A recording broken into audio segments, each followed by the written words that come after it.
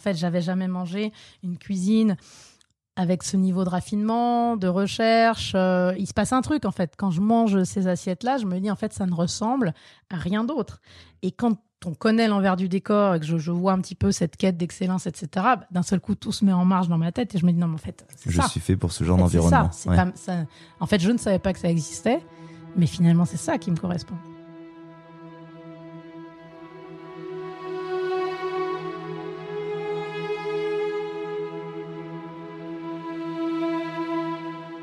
Bonjour à tous, ravi de vous retrouver pour le premier épisode de cette nouvelle saison. Vous le savez, un épisode consacré à la chef Stéphanie Lequelec. Voilà des années qu'on me réclame qu'un épisode lui soit consacré. Des années que je réponds, intuition, que la rencontre doit attendre encore un peu. Comme vous peut-être, je l'ai découverte dans l'émission Top Chef. Alors, pas en tant que jury, place qu'elle occupe avec expertise et générosité depuis l'an dernier, non. Je me souviens très bien d'elle en tant que candidate, en 2011. Ouais, 13 ans déjà. Je me souviens d'elle accédant à la finale sous les compliments de Jean-François Piège. Je me souviens de sa victoire. Pourtant, devant ma télé, j'avais l'impression de ne pas l'avoir vue. Ni dans les mots, ni dans l'assiette. Je n'avais rien lu de sa personnalité. Et ce n'est qu'assez récemment, à la faveur encore de ce concours télévisé, que je l'ai retrouvée autrement. Alors jury, cette fois, oui, aujourd'hui, c'est elle qui fait autorité. Et si son savoir-faire n'a jamais fait de doute que forcément des années d'expérience ont forgé une très solide expertise, je l'ai quand même trouvée changée. Ouverte, partageuse, détendue, légitime, assumée. En fait, j'ai vu la lumière qui m'avait manqué chez elle du temps où elle semblait chercher quelque chose à raconter quand elle était candidate. Et ouais, mais pour trouver sa voie, il faut faire son chemin et force a été de constater là qu'elle avait trouvé le sien. Alors devant la télé, j'ai pensé que je devais lui proposer enfin de prendre part à ce podcast. J'étais très heureux qu'elle accepte et très curieux de la rencontrer un jour de juin ensoleillé dans son bureau au-dessus de son restaurant La Seine, avenue Matignon à Paris. Oui, posons tout de suite les choses. La Seine, c'est le vaisseau de la chef. Elle a posé là 2 étoiles. Ce ne sont pas ses premières, mais ce sont celles qui comptent et celles qui font, bien sûr, qu'il serait trop simple de s'arrêter là. Ouais, car il y a MAM, ses adresses traiteurs qu'elle a ouvertes avec Pierre Chirac, son chef pâtissier. Bon, je vais rien vous dire sur ces adresses, si ce n'est que si vous vous y rendez, vous voudrez tout acheter. Et puis il y a aussi Vive, un restaurant dédié à la mer qu'elle a ouvert avec son mari qui œuvre ici en cuisine. Et si je vous précise tout cela, c'est parce que ces adresses-là, elles en disent long sur sa cuisine, bien sûr, mais aussi sur la manière avec laquelle elle envisage son métier et a construit sa carrière. Thomas Ladonne m'a assisté au montage et à la réalisation de cet épisode. Je suis David Ordonneau, vous écoutez Chef, et je vous invite à découvrir le récit d'une sorte de combat. Pas un combat bruyant, violent, non, un combat profond et intime mené avec une force intérieure constante. Je vous invite à découvrir l'histoire d'une petite fille qui regardait ses pieds quand elle a emprunté le chemin de la cuisine et qui, avec la volonté d'exceller, a appris petit à petit à s'affirmer, à parler en son nom pour finalement baisser la garde qui l'a protégée et se déployer au centre de la scène. Je suis très heureux de vous faire découvrir l'histoire de Stéphanie Lequelec.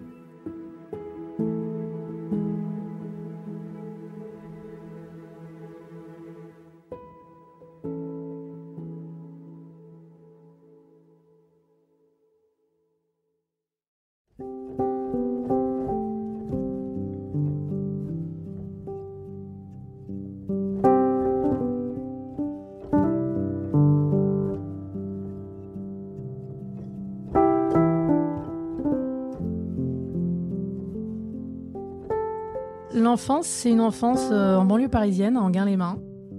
Une petite sœur, voilà, elle a 4 ans de moins que moi. Des parents, maman commerçante, un papa dans l'informatique.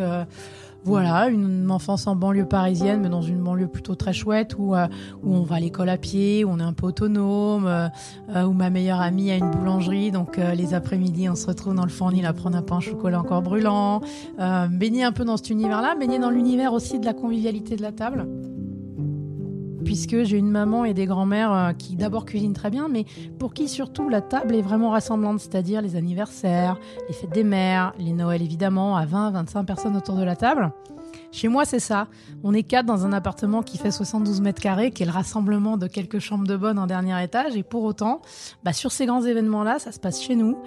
Et là, on pousse le canapé, on pousse la table, on vide totalement la pièce à vivre qui doit faire, je sais pas, peut-être 35 mètres carrés. Et puis d'un seul coup, mon père fabrique des rallonges à la table et on se retrouve à une grande table. Et c'était un peu la fête d'ailleurs parce qu'on aidait papa à bricoler et à installer cette table-là. Et puis le soir, on dînait, on faisait les anniversaires et Noël comme ça. Donc cette culture des apéros qui traînent. Le marché d'Anguin était un supermarché, donc j'ai pas la culture des courses au supermarché, mais plutôt d'accompagner mon grand-père et maman chez tous les petits producteurs du marché d'Anguin, aller prendre l'apéro, mais la grenadine pour moi au bistrot d'en face après. Donc je baigne quand même dans cet univers un peu de convivialité. Si c'est le père qui étend la table et qui fait les tréteaux, qui cuisine dans maman. Ces moments-là? C'est plutôt maman qui d'ailleurs cuisine, bien qu'elle tienne un magasin et qu'elle bosse. Nous, on va pas à la cantine. Maman, elle arrête de bosser, elle ferme le magasin à midi, elle monte nous faire vite fait à manger, puis après on retourne à l'école, elle repart bosser, et ainsi de suite le soir. Donc c'est plutôt maman qui cuisine et qui cuisine plutôt très bien.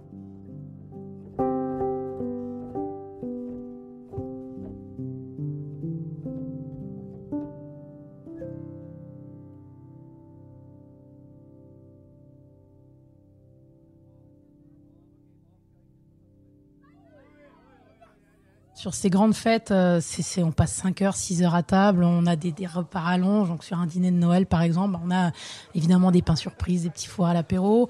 On a un traditionnel plateau de fruits de mer, puis on a des boudins blancs aux pommes, puis on a un trou normand, puis on a une dinde au marron, puis on a un plateau de fromage, puis on a des bûches. Un truc que même moi, aujourd'hui, pour être honnête, je pratique même plus parce qu'on peut même plus manger autant. Mais c'était vraiment ce prétexte d'étirer le moment de convivialité et de partage. C'est quoi qui anime ces valeurs-là? Alors, ok, rassemblées. Ça rassemble d'abord les deux familles, donc les 4 grands-parents ensemble, les oncles, les tantes. Il y a ce côté vraiment, c'est les moments où on se voit dans l'année parce que finalement, certains sont à Corbeil-Essonnes, d'autres à Montmorency, d'autres. Donc en fait, il y a ce côté, même si on n'est pas très loin, ça permet d'avoir tout le monde autour d'une table. On sait qu'on va se régaler, on sait que souvent on peut danser un peu après, on repousse un peu les trucs, on met un peu la chaîne hi-fi de l'époque et les CD et on peut danser. Donc il y a ce côté vraiment cette volonté de permettre aux gens de se rencontrer, de discuter et de faire perdurer une espèce de tradition aussi. Je vois faire ma maman, je vois faire mes grands-mères aussi parce qu'à la sortie de l'école, comme maman travaille, je vais beaucoup chez ma grand-mère qui cuisine très bien aussi, où il y a toujours une cocotte qui mijote. Il y a mon grand-père qui a le jardin, donc je fais le jardin un peu avec lui, je cueille les haricots verts. Et puis le vendredi soir, souvent je dors chez eux parce que comme elle est commerçante, maman travaille le samedi. Et du coup là, c'est prétexte à faire vraiment la cuisine, c'est-à-dire à faire le repas. Je vous parle de ça, j'ai 10 ans, 11 ans, je suis jeune, mais j'ai été faire le marché avec le grand-père et puis je me mets à faire des trucs très simples, évidemment. Et puis ces jeux de petites filles qui finalement sont pas forcément des jeux de poupées, mais sont déjà la place de la pâte à modeler, faire une pâte à petits sablés, les étaler, les emporte-pièces, les cuire, les ranger dans une petite boîte. Après, on peut même jouer à la marchande avec. Donc finalement, et puis beaucoup de gourmandise, parce qu'en fait, même toute petite, j'aime manger, en fait, tout simplement. En fait, je passe mon temps à manger, j'adore ça. Ça me donne un plaisir immédiat. Et puis surtout, je suis quelqu'un jusqu'à l'entrée à l'école hôtelière, je suis quelqu'un d'assez, je vais pas dire solitaire, mais j'ai une meilleure amie. Je suis pas quelqu'un qui suis en clan, en bande. Je suis quelqu'un d'assez réservé. Je suis une petite fille qui est assez timide, qui est pas hyper bien dans sa peau, qui est du coup un peu ronde parce que quand même parce que je mange un peu et tout ça en fait fait que je m'enferme dans un espèce de monde qui est pas vraiment imaginaire, mais je me crée mon monde quoi, et mon monde tourne déjà un peu autour de la cuisine. Il y a une espèce de truc refuge chez moi quand je suis dans une cuisine, et ça depuis toute petite. Quand je m'enferme dans la cuisine de ma grand-mère, quand je m'enferme dans la cuisine de ma mère, j'ai un sentiment de plénitude, j'ai un sentiment d'être là où je dois être. Ah oui, déjà si jeune. Ouais. À l'école, ça se passe bien parce que je suis plutôt bonne élève en fait. C'est-à-dire que j'ai plutôt une bonne mémoire, donc je lis 2 fois une poésie, je la connais. Puis ça m'intéresse en fait. Je suis quelqu'un de curieux déjà, donc en fait les études, la partie scolaire m'intéresse. J'aime bien cette idée d'apprendre, de se coucher moins bête le soir que ce qu'on est le matin quand on se lève. Je suis motivée par ça, donc finalement le cursus scolaire classique se passe plutôt très bien. Et la perspective, quand on grandit comme ça, avec cette passion, ce petit côté un petit peu isolé entre sa famille et sa cuisine, pour soi, ce petit monde à soi, Est-ce que vous vous projetez? Est-ce que vous réfléchissez à la fameuse question qu'on pose souvent aux enfants? Qu'est-ce que tu veux faire plus tard? Ouais, assez vite et assez naturellement. Mes parents ont des amis qui sont restaurateurs à Enghien-les-Bains à cette époque-là, et je me souviens quand j'avais à peu près 12 ans, pendant des vacances d'octobre, les vacances de la Toussaint, on leur demande si je peux passer une semaine avec eux. Et là, en fait, c'est révélation. Ils m'emmènent à Rungis la nuit. Je me retrouve à faire un peu des entrées avec eux et tout. Et en fait, c'est génial. Ça me conforte dans une idée que, au-delà de bien aimer faire mijoter une marmite le vendredi soir chez mes grands-parents, d'un seul coup, cet univers avec cette discipline, cette rigueur aussi, hein, tout ce que ça représente. Et c'était un petit restaurant de quartier, hein, ce qu'on pourrait appeler de la bistronomie aujourd'hui, ou un bistrot très bien fait, avec des filets de bœuf au poivre, ce genre de choses, mais je viens à l'univers de la cuisine par là, c'est-à-dire par la gourmandise, par la main de cuisinière de ma mère et de mes grands-mères, et par ce bistrot de quartier qui m'interpelle. Donc, est-ce que vous vous souvenez de ce qui vous a impressionné? Vous avez parlé de Rungis, par exemple. Est-ce que c'est le service? Est-ce que c'est la brigade? C'est profondément les instants de service. Je pense que c'est le sentiment d'adrénaline d'un service. C'est une sensation, mais une sensation physique en fait, très particulière, cette montée d'adrénaline qu'on peut avoir sur un service, sur un coup de feu. Il faisait 45-50 couverts, je pense, à l'époque. Et effectivement, je me souviens de temps de mise en place, très intéressant. Je me souviens mais des souvenirs très clairs, hein, c'est rigolo. Hein, on avait acheté des petits faisans, on faisait des petits faisans au chou, on était à l'automne et tout. Je me souviens de grosses gamelles, grosses marmites sur le feu où effectivement il y avait des bouillons, des flancs de veau qui mijotaient. Donc je me souviens de ça, mais je me souviens surtout de la montée en pression quand on remettait le tablier. Il était midi et quart et que les premiers clients arrivaient. L'intensité et la montée d'adrénaline. Je pense que ça a été aussi ça, une forme de révélation que en fait j'ai envie de vivre physiquement ces sensations-là. Faut avoir un sacré tempérament pour justement arriver à apprécier ça, l'appréhender à cet âge-là. Parce que quand on a 12-13 ans, comme c'est le cas, l'adrénaline, la montée en pression, qui va aussi avec une dose de stress, c'est pas des choses qu'on arrive facilement à... Non, mais c'est ce qui fait que je vous dis, j'étais quand même globalement en décalage avec c'est pour ça que j'avais pas forcément beaucoup de copains et de copines, c'est-à-dire qu'indépendamment de mon côté pas sûr de moi, je pense que de manière assez naturelle et évidente, j'étais quelque part un peu en marge d'eux, parce que cette façon de voir le monde et de percevoir les choses faisait qu'effectivement je pouvais pas être dans mon âge en fait, c'est-à-dire que j'étais forcément en décalage par rapport à ma génération, et c'est ce qui fait que je me suis un peu isolée aussi, parce que je voyais pas le monde de la même manière. À cette époque-là, je suis pas sûre de moi, parce que je rentre pas dans une norme. Parce que je vois bien que je suis différente des autres petites filles de mon âge. Je vois bien qu'il y a un truc qui est différent. Donc forcément, déjà à cette époque-là, la société est normée. Et en fait, ce qui me met mal à l'aise et ce qui fait que je me mets en retrait, c'est que d'un seul coup, je me sens différente, tout simplement. Et que pour le coup, à cette époque-là, je suis pas prête à assumer la différence. Ouais, donc sûr. En fait, je me replie sur moi-même. Je vais quand même assumer ma vie, mes choix et aller vers ça, mais sans forcément les imposer au monde, quoi.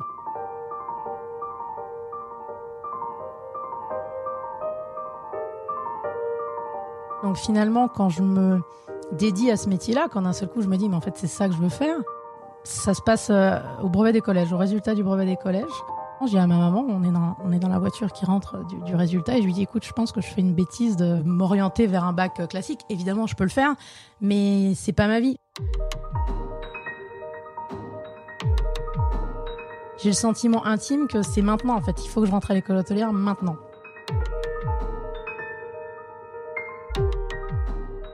Vous vous rappelez de cette scène? Bah oui, parce qu'elle est mythique et ça changera ma vie finalement.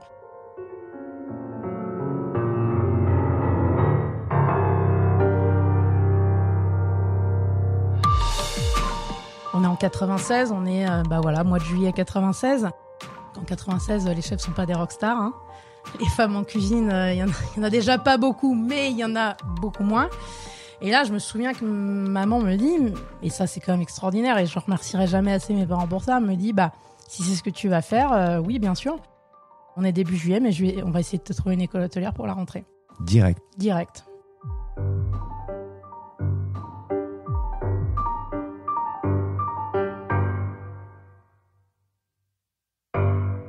C'est une chance parce qu'ils m'ont fait confiance. Alors, est-ce qu'ils avaient su déceler que peut-être il y avait quelque chose, ou est-ce que, comme la plupart des parents essayent de dire, en fait, il faut être heureux dans ce qu'on fait dans la vie. Donc, mais en tout cas, je me dis que c'est quand même une chance. Avec le recul, je me dis qu'il n'y avait rien à cette époque-là qui pouvait d'abord laisser envisager ce que serait ma vie derrière.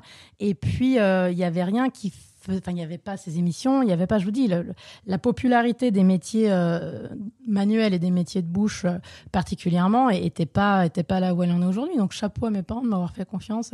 Et en effet, elle m'a trouvé l'école hôtelière. Donc on a rendez-vous avec le directeur de l'école hôtelière, Albert Demain, dans le 7e arrondissement de Paris. Et donc là, j'ai 14 ans, donc je ne peux pas faire d'apprentissage légalement.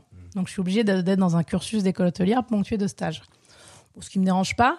Et donc là, le directeur me dit, et je suis encore en contact avec lui aujourd'hui, c'est très drôle, on en rigole aujourd'hui, mais m'oriente vers plutôt un bac technologique où il y a aussi de la salle, il y a de la gestion, il y a de l'hébergement, il n'y a pas que de la cuisine. Parce qu'il me dit, écoute, tu sais, des jeunes femmes, des jeunes filles qui veulent faire de la cuisine avant toi, j'en ai eu.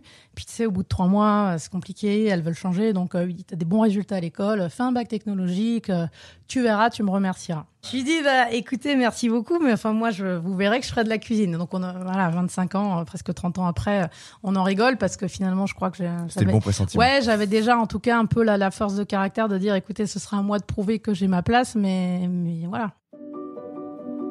Donc, je rentre à l'école hôtelière en septembre 96.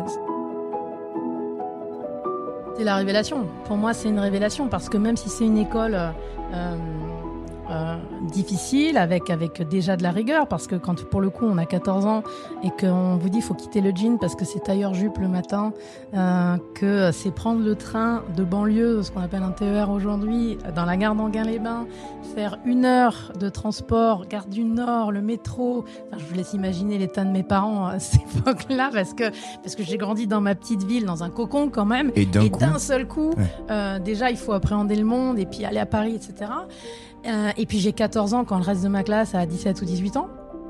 Donc il y a un effet assez grisant pour 2 raisons. D'abord parce que d'un seul coup, finalement, du haut de mes 14 ans, je me retrouve avec 17-18 ans, mais dont finalement je me sens proche. D'un seul coup, je me sens bien, je me sens à ma place. Et puis d'un seul coup, les gens commencent à me regarder pour ce que j'ai dans les mains. C'est-à-dire quand on fait un TP cuisine et qu'effectivement, moi qui fais déjà de la cuisine depuis quelques années, avec mon livre ouvert dans la cuisine de ma grand-mère ou de ma mère, etc., je me retrouve avec des petites notions quand même, parce que j'ai travaillé, parce que je suis abonnée à Curious Magazine, que je connais tous les chefs, parce que je suis mordue. Donc d'un seul coup, j'ai un petit cran d'avance, j'ai un petit avantage. Et donc d'un seul coup, il y a un côté exemplarité. Pour la première fois de ma vie, je suis mise en lumière, mais pour ce que je fais et ce que je suis, quoi. Et ça m'était jamais arrivé. Donc ça m'a évidemment confortée dans l'idée que une cuisine, c'est définitivement l'endroit où je suis le mieux au monde, quoi. Jusque-là, tout s'aligne, même si c'est très dur, ça me va bien. Il y a un premier stage dès l'été 97. Là encore, j'opte pour une petite maison dans le sud de la France, parce que d'abord, ma famille y est sur ces périodes-là, et puis parce que j'ai envie de travailler dans une petite brigade. Donc, je vais le faire au restaurant La Verdoyante. C'est dans les vignes de Château-Minutier, à Gassin, golfe de Saint-Tropez. Et là, extraordinaire. Il y a un chef qui s'appelle Fernand Mouret, qui est un homme extraordinaire. Et puis là, il est dans la pédagogie, il est dans le partage. On a beau être que 4 en cuisine. Il est vraiment dans la bienveillance. Je me retrouve au garde-manger à faire des tartinettes de foie de lapin. Il me montre comment faire l'appareil avec ses foies de lapin. On me montre les petites salades de poulpe, on me montre un peu le poisson gentiment, on fait les pâtes fraîches maison, les daubes provençales. C'est du traditionnel, mais vachement bien fait. Et donc là, c'est un stage en juillet et en août, donc je me fais juillet et août, c'est super. On travaille à fond, évidemment. Ouais. À cette époque-là, on parle pas trop de 35 heures, on parle pas trop de jours de congés consécutifs. Mais c'est pas grave, ça me va bien, je vis un moment extraordinaire, c'est très dur, mais ça me plaît énormément, j'apprends beaucoup. Et puis là, il arrive un truc fin août, le second de cuisine qui était en charge du poisson tombe malade. Rupture d'anévrisme, opération d'urgence, etc. Et là, du haut de mes 15 ans, le chef fait un truc dingue, me demande si sur mon mois de vacances en septembre, j'ai envie de rester. Et si j'ai envie de rester, il va m'apprendre et je vais prendre le poisson. Et là, je me dis, mais en fait, oui, je vais pas aller en vacances, moi, je vais rester travailler, évidemment, chef. Et là, c'est un des plus beaux mois de ma vie, parce qu'en effet, je suis toute seule. Le chef me montre pendant 2-3 jours, et puis après roule, quoi. Souvent on me pose la question, mais qu'est-ce qui fait que vous aimez travailler le poisson comme ça ? Probablement parce que je suis rentrée dans la cuisine, dans la vraie cuisine, par des services de 80 couverts avec des loups à griller qu'il fallait cuire à la perfection, parce que c'était une cuisine très simple, mais c'était une cuisine qu'il fallait juste, quoi. Et vous vous dites quoi quand vous entamez ce mois qui va être un mois de super promotion quand on a cet âge-là ? Pour moi, c'est extraordinaire. Pour moi, c'est stratosphérique, en fait. Je suis sur un nuage, en fait.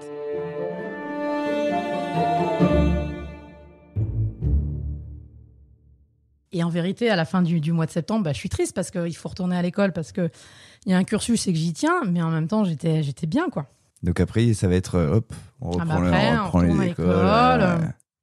Il faut retrouver le chemin de Paris aussi, parce que j'ai un affect déjà fort avec le Sud à cette époque-là, donc en effet, il faut retrouver Pas simple cette rentrée. Non. Et puis, mais on s'y remet, et puis voilà. Puis il faut croiser les doigts en espérant que la prochaine expérience soit aussi galvanisante. Elle va être beaucoup moins rigolote, la prochaine expérience, parce que le stage d'après, évidemment, il faut faire de la salle, puisque comme je vous l'ai dit, j'ai un cursus qui doit être pluriel, donc là, il faut faire un stage en salle. Et là, c'est difficile parce que la salle, même si à l'école, dans les TP, j'essaye de faire bien, parce que dans ma philosophie, dès qu'on fait quelque chose, il faut le faire bien. Donc à l'école, je suis assidue, je suis bonne dans les TP, mais dans la vraie vie d'un stage, quand il faut aller parler à un vrai client, quand il faut faire une vraie mise en place, quand il faut affronter un vrai chef de cuisine, etc., c'est pas du tout mon truc. Donc là, je le fais au Grand Hôtel à Enghien-les-Bains. Mais là, c'est une catastrophe. Au bout d'une semaine, une fois passé, j'ai mal aux pieds dans les escarpins, les trucs, etc. Je dis, en fait, c'est pas possible, je vais pas y arriver. Donc là, j'ai envie d'arrêter. Et là, le directeur de l'école me dit, c'est pas compliqué, si rupture de stage, rupture d'école, fini. Donc pas le choix. Donc là, j'apprends la résilience. Moi, je sortais, les maisons que j'avais fait avant, c'était des petites maisons, donc il y avait ce côté très familial qui me plaisait beaucoup. Donc là, on n'est plus du tout dans le même délire humain. Donc au-delà de ça, puis après, se forcer à devoir aller parler à des clients, etc. Pour moi, timide, c'est compliqué en fait. Tout est compliqué. Dans ce stage, tout sera compliqué.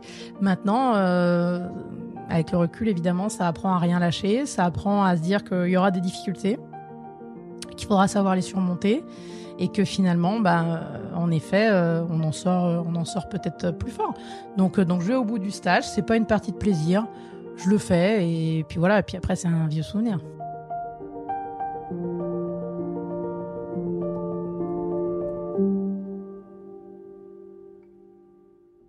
Donc après, il y a effectivement le bac où, comme je continue à bien travailler, mention très bien, etc. Ensuite, j'enchaîne sur un BTS. Parce que j'ai le bac à 17 ans et que comme ça va bien, pour le coup, ils sont de bons conseils. Ils disent, tu sais, si un jour tu veux t'installer, d'avoir des vraies notions de gestion, de faire un peu de cost control, de pas faire que de la cuisine, ça peut aussi être bien. Donc je me dis, en même temps, je suis pas en retard, faisons-le. Et puis là, il va y avoir une révélation.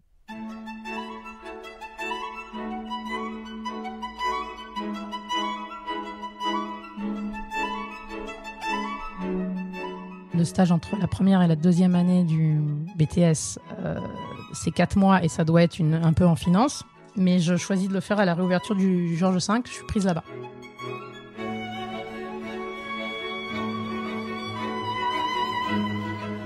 Donc, je vais effectivement faire 4 mois au cost control. C'était génial. J'ai adoré. J'étais avec une directrice financière extraordinaire. C'était vraiment super. Donc là, on est à côté de la cuisine. Mais on est à côté et on est en lien avec la cuisine parce que régulièrement, on descend voir le chef, etc. Donc là, d'un seul coup, je me souviens très bien, premier jour de stage au Georges V, dans les couloirs, je croise Philippe Legendre, donc le chef de la réouverture du Georges V. Et moi, Philippe Legendre, je le voyais dans Turiès Magazine, le col bleu, blanc, rouge, les 3 étoiles au Taïwan auparavant, l'ouverture du Georges V, je le croise. D'un seul coup, j'ai les poils qui se hérissent, en fait. J'ai l'impression de croiser. Pour moi, c'est une star de cinéma, Philippe Legendre.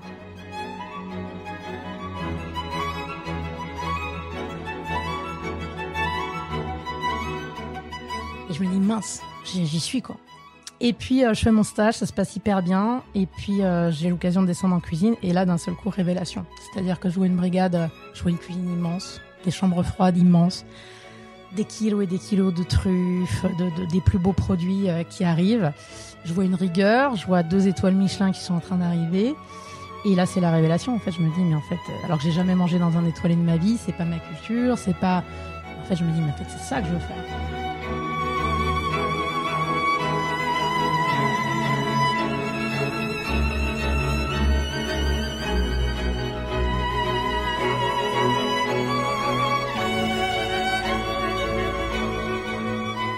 c'est une révélation pour moi. Parce que niveau quoi? Niveau de qualité, niveau de produit, niveau Niveau recherche d'exigence?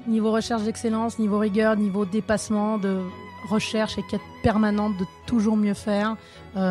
J'aborde ça sans y être parce que je les vois, mais je me dis en fait c'est pas du tout les cuisines telles que je les ai connues. Et en plus ils me font vivre l'expérience. C'est-à-dire pour me remercier du stage qui s'est très bien passé, la directrice financière m'invite à manger au 5, qui a 12 étoiles Michelin à l'époque. Et là, je me souviens très bien de ce que j'ai mangé. J'ai mangé la raviole de langoustine de l'époque, j'ai mangé le bar. Et en fait, j'avais jamais mangé une cuisine avec ce niveau de raffinement, de recherche. Il se passe un truc, en fait. Quand je mange ces assiettes-là, je me dis, en fait, ça ne ressemble à rien d'autre. Et quand on connaît l'envers du décor et que je vois un petit peu cette quête d'excellence, etc., d'un seul coup, tout se met en marche dans ma tête et je me dis, non, mais en fait, c'est ça. Je suis fait pour ce genre d'environnement. C'est ça. En fait, je ne savais pas que ça existait, mais finalement, c'est ça qui me correspond.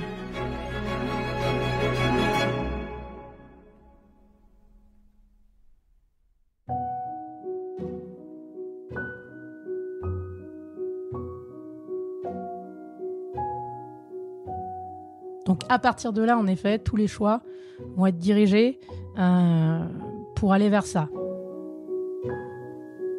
Et ce qui fait que du coup, dernier jour de stage, le chef est en train de manger tout seul à la cantine du Georges V et je dis bon allez vas-y, prends ton courage à deux mains, va te mettre en face de lui, va discuter.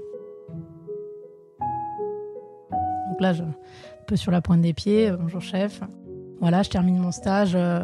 J'ai encore un an d'école, je passe un BTS, mais moi, mon rêve, c'est d'intégrer votre brigade. Dis, écoute, tu me renvoies ton CV quand tu sors de l'école, et puis on verra. J'ai renvoyé mon CV en sortant de l'école, et j'ai intégré le Georges V.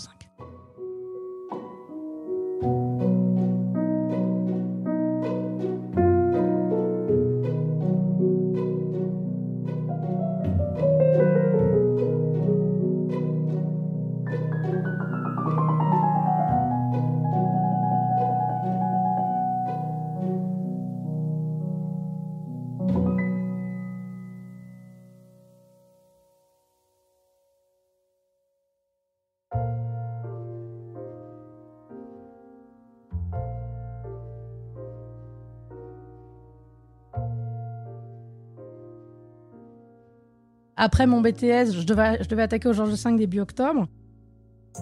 Et puis, comme je peux jamais rien faire de manière très simple, juin, juillet, août, septembre, au lieu de prendre des vacances comme un jeune un peu normal, je dis non, tiens, je me ferais bien une petite saison dans le sud. Donc là, je me retrouve dans une saison, dans une maison pas très loin de Monaco. Mais là, je vis l'enfer. Là, c'est la première grosse remise en question. J'ai failli arrêter la cuisine à ce moment-là.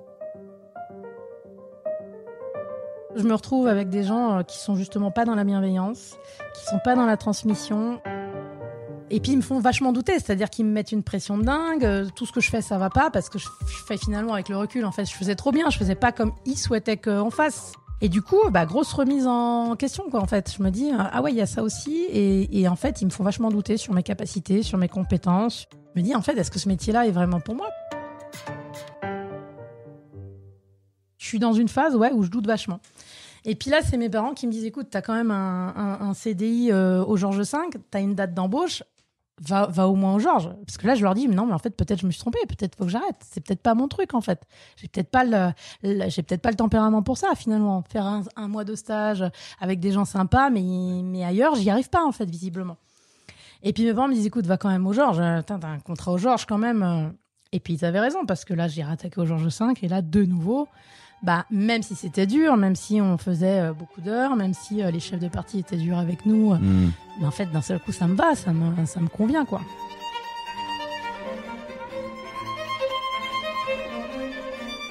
Là, c'est extraordinaire.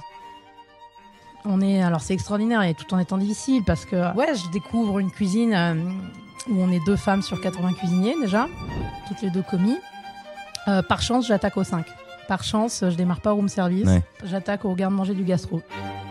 Donc ça, déjà, plutôt très cool. Après, c'était hyper dur parce que d'un seul coup, je découvrais ce qu'était le de ciseler des herbes, par exemple. On se rend compte qu'on sait rien faire, en fait. On se rend compte que tout ce qu'on a appris pendant 5 ans, il faut réapprendre.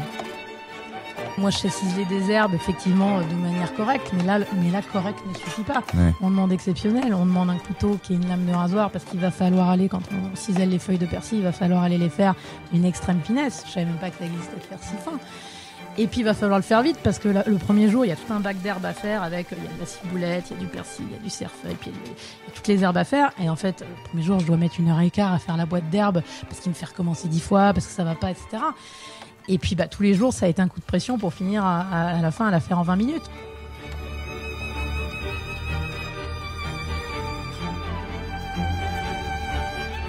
Donc après, c'est une espèce de bagarre contre soi-même pour devenir meilleur, avec une pression qui est là, que j'ai jamais vécue comme quelque chose de négatif, mais que j'ai toujours vécu comme quelque chose d'assez transcendant par rapport à moi-même, au service d'un collectif, c'est-à-dire au service d'une 3e étoile qui n'est pas encore là à cette époque-là, et qui va arriver quelques mois après. C'est une époque extraordinaire du Georges V, avec des gens, enfin je veux dire aujourd'hui je peux parler, c'est des chefs, des Nicolas Salles, des Julien Roucheteau, des Vincent Thierry qui ont eu 3 étoiles à Capri-Hong-Kong derrière, enfin des gens, il y a quand même un noyau de gens qui derrière font quand même des petites carrières devant nous, qui a une telle rigueur qu'en fait on se soude, on est tous hyper soudés, tous les soirs on sort, boire des verres ensemble, on dort pas beaucoup, il faut revenir le lendemain matin, mais en fait il y a une espèce d'ambiance extraordinaire et on est extrêmement soudés et liés, donc c'est des années merveilleuses pour moi.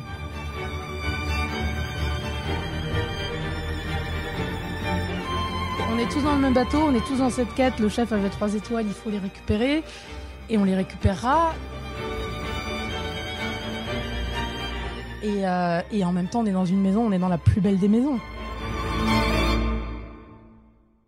Georges V, c'est l'endroit où il faut être à cette époque-là, en fait. Donc, il y a une vraie émulation dans cette maison à cette époque-là. Donc là, vous êtes sur une montée, vous sentez une ascension. Vous le sentez, là? Parce que l'objectif des 3 étoiles, il est affiché. Il est affiché, et puis il va pas tarder à arriver. Donc, je me souviens de l'annonce des 3 étoiles. C'est assez extraordinaire. Je souhaite aux cuisiniers qui ont envie de le vivre, de pouvoir le vivre une fois dans une vie, ouais. J'ai 19 ou 20 ans peut-être.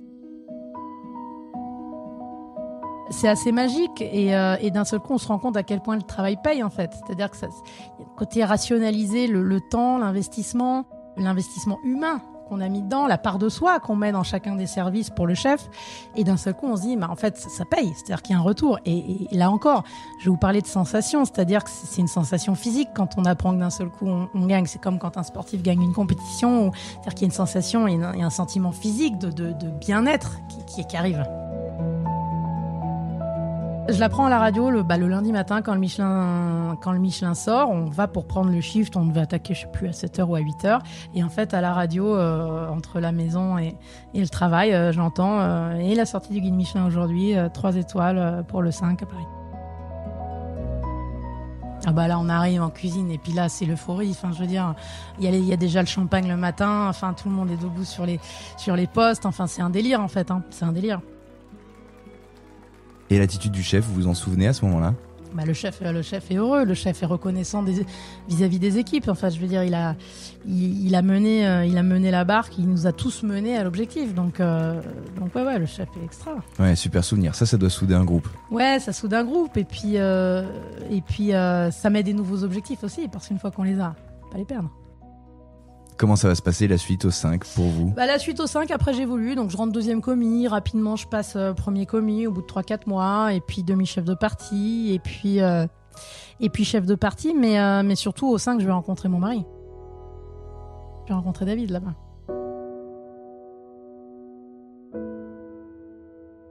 Alors lui, il vient juste de passer junior sous-chef, il est en charge du poste du poisson, et David c'est d'abord un bon copain, c'est d'abord quelqu'un avec qui... en groupe, on sort boire des verres, etc. C'est quelqu'un d'extrêmement gentil, mais c'est pas plus, quoi. Et puis, à un moment, l'histoire va basculer parce que David, lui, avait une idée derrière la tête. Et... Lui, il avait vu l'histoire avant vous. Il avait vu l'histoire bien avant moi. Bien avant moi. Et pour le coup, il a été assuré jusqu'à son objectif. Il a eu ses 3 étoiles à lui, quoi. Voilà. On se marie en 2003. Ah ouais. On se marie en septembre 2003. Ouais, ça va très très vite avec David. Je crois qu'il me demande en mariage au bout de 6 mois. Enfin, c'est lunaire. Enfin, je veux dire, c'est... Enfin, après, vous acceptez aussi. J'accepte, et puis regardez, ça fait 21 ans, donc finalement... Donc c'est pas mal. Parfois, ça part vite, mais ça tient Mais longtemps. oui. Moi, je suis une instinctive, hein, donc en fait, tout ce que j'ai toujours fait dans ma vie, je l'ai fait non sans réfléchir, mais enfin avec quand même beaucoup d'instinct. Et donc avec David, c'est assez instinctif aussi, c'est-à-dire que il me demande en mariage, enfin instinctivement, naturellement, je lui dis oui, quoi, et puis on y va.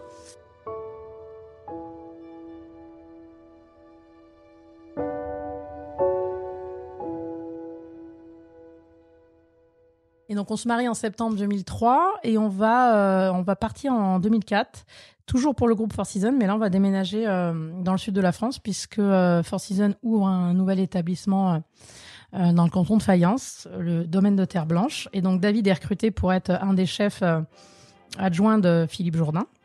Et puis moi, dans un premier temps, entre-temps, je suis tombée enceinte de mon fils aîné. Donc je le rejoins pas tout de suite. Je refais un petit passage aux achats et au cost control parce que c'est un peu compliqué. J'avais une grossesse un peu compliquée, donc les 3-4 derniers mois, j'ai pas pu être en cuisine. Autre obstacle, le directeur général de cette maison nous explique que au Georges V, les couples c'était super, mais que dans le sud il y aura pas de couple en fait en cuisine. Et puis là il me dit écoute, je te prends 5 minutes. Bon, David il est chef, tout ça machin, mais toi je sais pas ce qu'on va te faire parce que moi des couples j'en veux pas. On verra, peut-être on te mettra en pâtisserie machin. Je dis en fait monsieur, pardon et sans vouloir vous manquer de respect, mais en fait je suis pas un objet qu'on met là ou là. Et puis en fait la pâtisserie c'est un métier. C'est pas le mien, l'espèce, donc en fait, s'il n'y a pas de place pour moi, c'est pas grave, j'irai chercher du travail ailleurs, mais enfin, moi j'ai un métier qui s'appelle la cuisine et a priori, je vais continuer de le faire. Bon, et puis ça s'arrête là, et puis moi, entre-temps, je tombe enceinte, on déménage, j'ai mon premier enfant, donc Terre Blanche ouvre en février 2004, moi j'accouche de mon fils aîné en avril 2004, puis là, on n'a pas de famille à côté, on n'a pas de solution de garde, il n'y a pas de place en crèche, le quotidien de parents, voilà, oui, un peu l'idée. Donc là, vraiment, j'aurais pu arrêter la cuisine. Parce que là, il y a un moment, faut être là pour les enfants de toute façon. Donc, en vrai, David bossait du soir. Enfin, il y a une réalité qui vous rattrape. Donc, même si la passion de la cuisine, elle est là, il y a un moment où vous se pose cette question, mais comme toutes les femmes se posent aujourd'hui. C'est-à-dire qu'à un moment, est-ce qu'il faut que ce soit moi qui me sacrifie et s'il faut, je vais le faire. Et puis, on va faire un deuxième enfant. On va les faire assez rapprochés. Donc là, Maxime marie en octobre 2005. Et entre-temps, comme je suis pas quelqu'un qui arrive à trop tenir en place, j'ai monté un collectif avec d'autres parents du village et puis en fait on a été chercher des subventions et tout et on a monté une crèche parentale. Donc j'ai solutionné avec d'autres parents le problème de la crèche. Donc comme mes 2 enfants peuvent aller à la crèche, hop on y va, faut retravailler. Sauf qu'entre-temps ils se sont rendus compte que c'était un petit peu compliqué de recruter des cuisiniers un peu compétents dans des endroits un peu reculés, etc. Donc là d'un seul coup le directeur général me dit mais pourquoi? Il me dit tu fais de la cuisine, pourquoi tu veux pas prendre un poste en cuisine? Écoutez, là les bras m'en tombent, j'ai écouté pardon, enfin il y a 1 an et demi vous m'avez expliqué que c'était pas possible. Non mais tu sais, voilà. Et donc là je me retrouve à rencontrer Philippe Jourdain, le chef en place, et son second, et qui me propose un poste. Et puis donc dans un premier temps c'est pas au gastro, je vais faire les petits déjeuners, attaquer à 5h, etc. Mais dans un premier temps ça me dérange pas trop parce que ça nous permet de mettre en place une structure pour les enfants. Donc on y va, et puis on va se faire la saison comme ça. Puis quand même, au bout de 3-4 mois, ils voient que finalement, ça se passe pas trop mal. Donc là, ils se disent, bon, il y a 250 couverts à faire le soir sur la brasserie. Donc on va la basculer du soir. Donc je me suis tapé la saison du soir et c'était génial parce qu'il y a une équipe super en place. Et puis du coup, à la fin de la saison, ils me disent, en fait, tu veux rester? Oui, je veux bien. Mais par contre, après, une fois que j'ai eu signé le CDI, je regardais l'autre côté du piano, c'était le gastro qui avait 1 étoile Michelin, le Favencia à l'époque. Et là, je regardais ça et j'ai dit là, faut que je passe de l'autre côté quand même. Là, je vais pas pouvoir rester trop longtemps là quand même. Ça y est, je suis revenu dans la place, mais maintenant.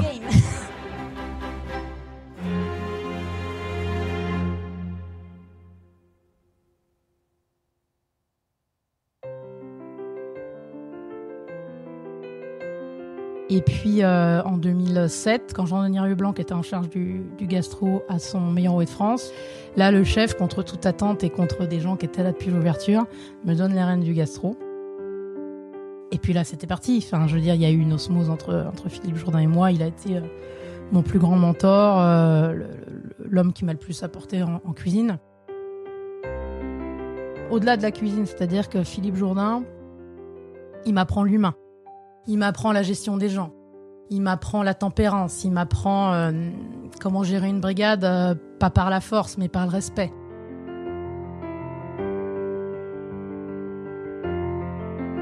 Moi, je sortais d'un Georges V où, quand même, globalement, on est à Paris, il faut jouer des coudes, même si l'ambiance est sympa, c'est un peu plus dur comme ambiance. Philippe, il m'apprend la souplesse.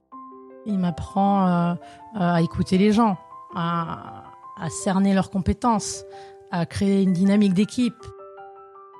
Puis surtout, il dit, tu sais, le respect, tu le gagneras que par les actes, en fait. Tant que tu te mets à côté d'un jeune et que t'en sais plus que lui, le respect, tu l'auras comme ça.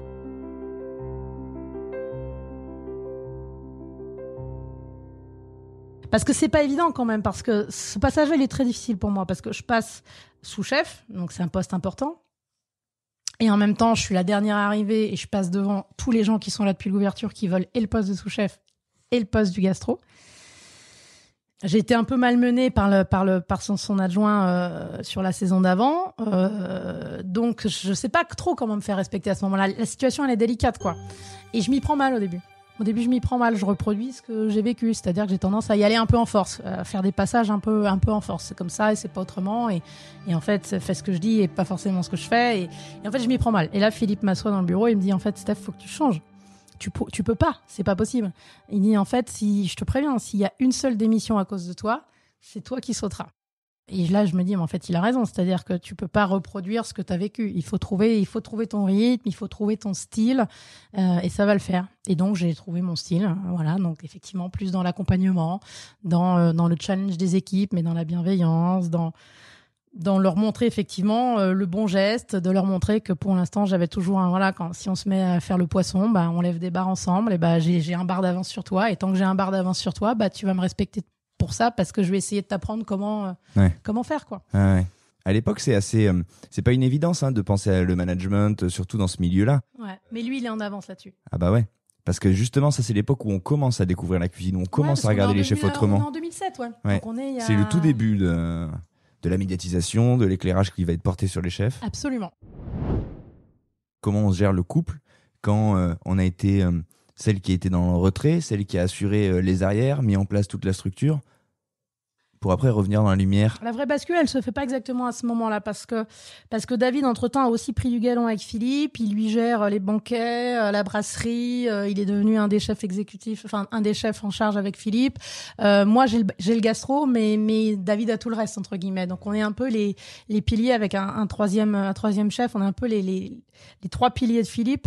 Donc, il y a pas tellement, chacun est un peu chez lui. Et puis, de toute façon, il y a le chef au-dessus. Donc, la bascule, elle se fait pas vraiment à ce moment-là, et puis je suis pas dans la lumière à ce moment-là, parce que moi j'ai un profond respect de la hiérarchie. Moi je travaille pour le chef, c'est-à-dire que moi je suis là pour renvoyer la balle, je suis le sparring partner de Philippe Jourdain à ce moment-là, et il est la tête, je suis les bras, et je fais en sorte que sa cuisine du gastro elle fonctionne. Donc il y a pas vraiment de bascule avec David à ce moment-là, on trouve notre équilibre. Alors c'est vrai parce que chacun a son terrain. Chacun a son terrain de jeu. Et puis, et par contre, c'est vrai que pendant 7 ans, là, on va un petit peu manager la vie de famille, parce que pour essayer d'encadrer au mieux les enfants, parce que moi, le gastro, il est ouvert le soir, donc je bosse le soir. C'est fermé dimanche, lundi, donc j'ai mes dimanches, lundi. Mais du coup, David a mardi, mercredi. Et du coup, on jongle sur 3 jours un peu. C'est un peu un jeu d'équilibriste pendant 7 ans. Et c'est cette année aussi où, en effet, papa et maman sont pas ensemble en même temps à la maison, qu'il n'y a pas de vrai week-end en famille, que les vacances, c'est au mois de janvier quand il n'y a plus rien dans le sud. Par contre, au mois de juillet et au mois d'août, on est à fond. Donc, c'est sûr que c'est une période qui est pas spécialement évidente pour la vie de famille et pour les garçons. Par contre, c'est vrai que sur le peu de moments qu'on a ensemble, ils sont intenses et ils leur sont dédiés à 100%. Ouais, c'est compliqué. Ouais, mais la vie n'est pas simple.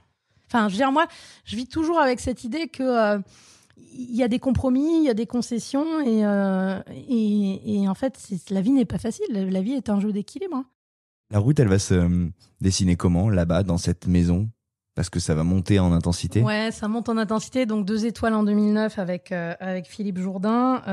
Ça c'est extraordinaire, parce que vivre 3 étoiles quand on est chef de parti au Georges V, c'était déjà énorme. Mais là, on a l'impression d'avoir quand même participé encore davantage. C'est-à-dire qu'on n'est pas une brigade de 80, on est une brigade de 8. Je suis l'adjoint de Philippe, donc d'un seul coup, c'est quand même Puis en plus, on travaillait pour être consciencieux, mais on travaillait pas vraiment pour 2 étoiles. Et ça, je trouve que c'est ça qui est assez chouette dans les étoiles, c'est quand finalement on fait son travail avec sincérité. Mais moi, j'ai pas le souvenir d'un Philippe Jourdain nous rabâchant tous les jours 2 étoiles, 2 étoiles, 2 étoiles. Je veux dire, jamais il a verbalisé ça, ni avec moi, ni avec les équipes. Donc en fait, on fait les choses avec conscience, de manière assez naturelle, en prenant du plaisir dans ce qu'on fait, en étant focus client. Et d'un seul coup, je me rappelle, on était au ski parce qu'on fermait sur cette époque-là. Et Philippe m'appelle, lui, il était au Maroc. Il me dit, Steph, tu devineras jamais, on vient de prendre 2 étoiles, quoi. Donc il y avait une forme de naïveté qui était assez magique, en fait, dans cette prise de 2 étoiles à Terre Blanche. En tout cas, je me dis que la sensation est chouette à chaque fois. Et oui, dans ce binôme avec Philippe, je me dis que, enfin, moi, je le vois maintenant que je suis chef, à quel point le souffle qu'un second peut vous donner est important. Donc, je pense qu'à cette époque-là, j'ai été son souffle pour aller chercher sa 2e étoile. C'est quoi ce souffle? C'est quoi la teneur de ce souffle? C'est de l'idée? C'est du répondant? C'est de la réflexion? Ça tient à... C'est une alchimie, c'est particulière, j'imagine. Ça tient d'abord à la rencontre humaine, à la compatibilité faut que vraiment ça fit, pure. Ouais. Faut que ça fitte. Et parce qu'il y a une forme de naturel. Et effectivement, après, on va chercher chez l'autre quelque chose qui peut-être parfois nous manque un peu. Je pense que d'abord, il y avait un sujet de génération. Philippe a 20 ans de plus que moi. Je sortais d'un Georges V qui était en pleine puissance. J'étais une femme. Je suis toujours, mais enfin, je veux dire, à ce moment-là, voilà, il y a plein de choses qui font que d'un seul coup, c'était probablement ce que lui avait besoin pour nourrir sa cuisine à ce moment-là. Comment on termine une histoire comme celle-là? Parce qu'elle est intense, elle a duré quelques années quand même. Elle a duré, il y a 6 ans de Terre Blanche et il y a 4 comme seconde Philippe. On termine quand... C'est long. C'est long et à la fois ça passe très vite. Ah oui, mais... c'est assez dingue ça. Mais Philippe s'en va en 2010. Il avait envie de voir autre chose. Donc il s'en va de Terre Blanche. Et puis là, donc je me retrouve à faire la saison, toujours à la tête du gastro. Et puis surtout, je suis contactée. Je fais des concours, moi, à côté de ça. J'ai fait l'Escoffier, j'ai fait plusieurs concours. Et je suis en finale d'un concours à Mougins qui s'appelle Les Étoiles de Mougins. Et donc là, on est au mois de juillet 2010. Et je vais déjeuner chez mes beaux-parents, les parents de David, qui habitent à Cassis. Et puis là, je dis à mon beau-père, tiens, en septembre, vous viendrez jusqu'à Mougins, je suis en finale du concours, machin et tout. Et là, mon beau-père me dit, Steph, ils sont en plein casting de Top Chef 2. Donc, on avait regardé la saison 1. J'avais, comme tout le monde, rigolé un peu devant ma télé. Ah, mais t'as vu comment ils font ça? Parce que la saison 1, ils essuyaient les plâtres, hein, clairement. Ouais. Et moi, à ce moment-là, je suis inscrite pour faire le meilleur Rouet de France. Je voulais me lancer, parce que j'ai 28 ans, et je voulais aller me frotter pour une première fois au concours du meilleur Rouet de France. Et donc là, mon beau-père me dit, écoute, Steph, je suis sûre que si tu y vas, tu gagnes. Je lui dis, écoute, Jean, merci, c'est hyper flatteur, mais qu'est-ce que tu veux que j'aille faire de la télé? D'abord, je suis timide, comment tu veux que je... Et puis non, c'est pas possible. Enfin, je suis inscrite au MOF. Puis de toute façon, jamais ils vont me... Enfin, non. Il me dit, attends, on part une bouteille de champagne que tu t'inscris. Qu'est-ce que je ne ferais pas pour une bouteille de champagne? Je lui dis, écoute, si ça te fait plaisir, vas-y. Et puis voilà, donc je lui tape dans la main, il me doit une bouteille de champagne, et puis je suis tranquille. Sauf que l'après-midi même, il est allé m'inscrire sur le site, mais je me suis dit... tranquille, jamais ils vont appeler en fait. Et puis 15 jours après, j'ai un coup de fil. Oui, bonjour Stéphanie. Oui, bonjour. Émilie, casting Top Chef pour M6.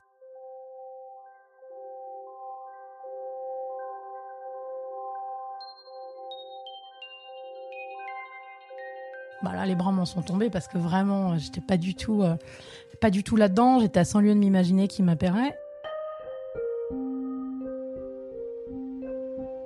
Et puis là, je suis quand même un peu joueuse, un peu compétitrice. Donc en fait, je me pique au truc de voir jusqu'où je vais dans le casting.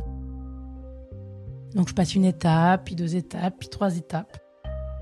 Jusqu'au moment où fin août, ils me disent le vendredi soir, tu peux être lundi à Paris pour la phase finale du casting. Faut cuisiner, faut... Là, je dis à David, qu'est-ce qu'on fait? David, il me dit, c'est bon, on y va. Et là, on charge le C4 Picasso, les 2 garçons, une veste de cuisine, 2-3 produits, 2-3 assiettes, et puis on y va, quoi. Et puis donc, je passe les sélections. Et puis, je redescends dans le sud, tranquille. Et puis là... la vie reprend son cours. Puis je me dis, je suis tranquille. Et puis là, je sais pas, le 5 ou le 6 octobre, début octobre, la production m'appelle, Stéphanie, oui. Écoute, t'es dans les 14, on tourne dans 15 jours. Ok, je dis écoutez, merci beaucoup.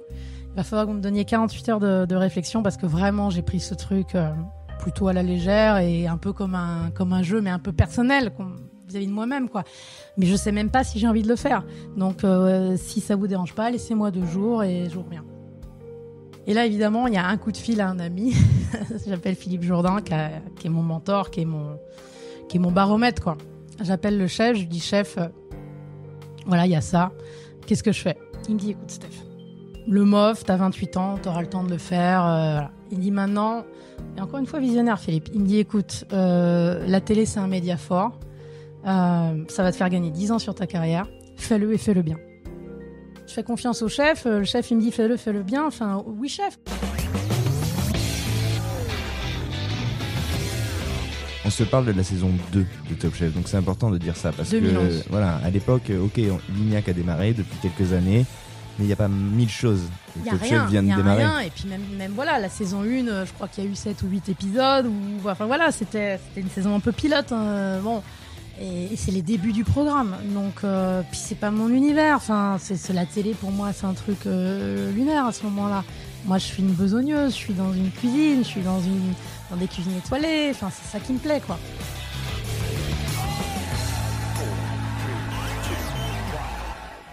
Mais bon, j'ai une confiance absolue en Philippe. Donc, si Philippe me dit c'est ça que j'avais besoin d'entendre. Et s'il m'avait dit non mais attends, fais gaffe, fais pas ça, reste focus sur le MOF, je l'aurais fait aussi. Enfin, je veux dire, j'avais besoin de ça à ce moment-là. Bon, force est de constater qu'il avait raison. Ça m'a effectivement fait gagner du temps sur ma carrière. Donc voilà, donc après l'aventure Top Chef démarre et puis pareil, on se prend au jeu une épreuve, 2 épreuves, 3 épreuves, on doute beaucoup. On se rend compte que c'est beaucoup moins simple que ce qu'on pense, que ça fait appel à vraiment d'autres compétences que juste la cuisine, qu'il faut un peu désapprendre ce qu'on a appris dans les grandes maisons aussi. Parce que, c'est-à-dire on se rend compte que finalement, il faut aussi adapter son style de cuisine à la personne qui va juger, si on veut, et ça reste un concours, donc on veut passer les étapes. Donc en fait, quand c'est des gamins qui vont juger l'épreuve, non, on peut pas faire des pièces montées, il faut aller faire des trucs un peu plus malins qui leur parlent à eux. Quand on a des végétariens qui dégustent, quand on a des personnes, je sais pas, étrangères, enfin, faut vraiment s'adapter quand même aux dégustants, quoi, pour passer les étapes. Et puis on se rend compte des contraintes du timing, on se rend compte que la créativité, je veux dire, c'est un truc quand même, quand on rentre dans le garde-manger, vous allez avoir 1h30 pour faire ça, et puis on rentre dans le garde-manger, et puis moi j'étais pas vraiment créatif puisque j'étais pas chef. Enfin, je me suis jamais posé la question de mon identité ou de ma créativité parce qu'à cette époque-là, c'est différent. Hein. Top Chef, aujourd'hui, on va chercher une personnalité de cuisine déjà, etc. Mais à cette époque-là, on se pose pas ces questions-là. On va chercher déjà un bon cuisinier. Sauf que il fallait se les poser en réalité. Et moi, j'ai abordé Top Chef. Je dis toujours, je suis rentrée dans ce concours. J'étais profondément sous-chef et j'en suis sortie avec la capacité d'enfin avoir une cuisine et de l'assumer. Et ça, c'est ma rencontre avec Jean-François Piège. Jean-François, d'abord, il a su lire, il a su voir clair en moi assez vite. C'est-à-dire qu'il a compris comment je fonctionnais, il a compris qu'il faudrait me piquer à vif pour que je réagisse. Et puis il m'a dit un truc d'une extrême violence sur une épreuve que je gagne par ailleurs. Mais il me dit, tu vois, ce plat, il est parfait techniquement. Il est impeccable, tout est bien réalisé, la cuisson, le jus, l'équilibre, le dressage, c'est top. Mais il dit en fait, on s'emmerde. Il dit en fait, c'est presque scolaire. Et là, il lâche ce mot scolaire. Il dit en fait, c'est presque scolaire. Il dit en fait, on s'en fout, il n'y a pas de sentiment. C'est parfait, mais il n'y a pas de sentiment. Il se passe pas grand-chose, tu vois, quand on le mange.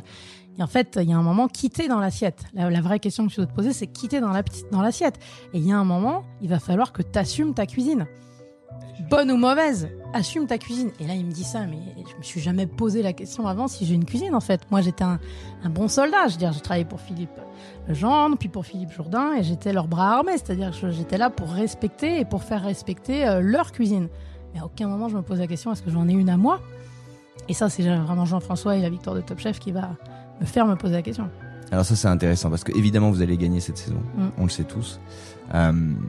Mais vous tordez le cou un peu au point de départ, à cette petite fille timide qui vit un peu en retrait, soit dans l'ombre de sa famille et retirée dans sa cuisine, soit après dans celle d'un chef en tant que second. Et là, se passent deux choses. C'est-à-dire qu'on vous dit non seulement tu dois avoir une identité, mais il faut aller la chercher et l'assumer. Ça va prendre du temps. Ça va prendre des années. Mais en tout cas, le déclic est là, il est donné. Et en effet, vous avez raison de souligner, c'est le début d'un vrai autre chapitre. C'est d'abord le début du chapitre où je vais être chef, parce qu'en effet, en rentrant en terre blanche, on me donne la place de chef. Et donc là, il faut commencer à chercher sa cuisine. Et vous découvrez certainement autre chose, qui est peut-être un peu de notoriété aussi. Ça doit changer un peu les choses. Évidemment, ça change les choses. C'est pas évident, on n'y est pas préparé. Et à cette époque-là, on y est encore moins préparé que ce qu'ils y sont aujourd'hui. Et c'est surtout dur pour la famille. Là, c'est dur parce que j'ai mes fils qui ont, à cette époque-là, doivent avoir 6 et 7 ans, si je me trompe pas. Et là, d'un seul coup, quand on sort, maman leur appartient plus. Enfin, il faut partager sa maman. Il y a déjà pas beaucoup de moments ensemble. Et quand on est ensemble, voilà. Donc là, il faut apprendre à vivre avec ça. Et on n'y est pas préparé, mais après ça vient parce qu'il y a des choses quand même plus dures et plus graves dans la vie. Donc moi j'ai toujours quand même tendance à relativiser. Je me dis c'est quand même des bons problèmes. Donc on les gère. Mais pour les petits garçons ça a été un peu plus difficile. Et vous, ça vous impressionne pas d'un coup de passer justement pour c'est dur parce que je me souviens d'être donc à cette époque-là je vis dans le sud et puis il y avait eu la première diffusion de Top Chef le lundi et puis le lundi suivant je vais faire mes courses à Cannes. Je vais faire un peu les boutiques. Je suis la rue d'Antibes et là d'un seul coup on sent le regard des gens. Et donc pour une ancienne timide, d'un seul coup le regard des gens, il est un peu difficile. Donc en fait, on apprend à vivre avec. Et puis, mais on sent le regard des gens, mais il est gentil, il est bienveillant. Oui. Puis après, au fur et à mesure de la diffusion, ça s'affine, ça devient plus fort.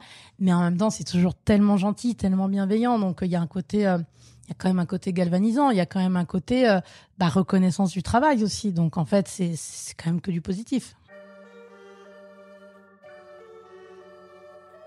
À partir de là, on me regarde, mais je commence à l'assumer.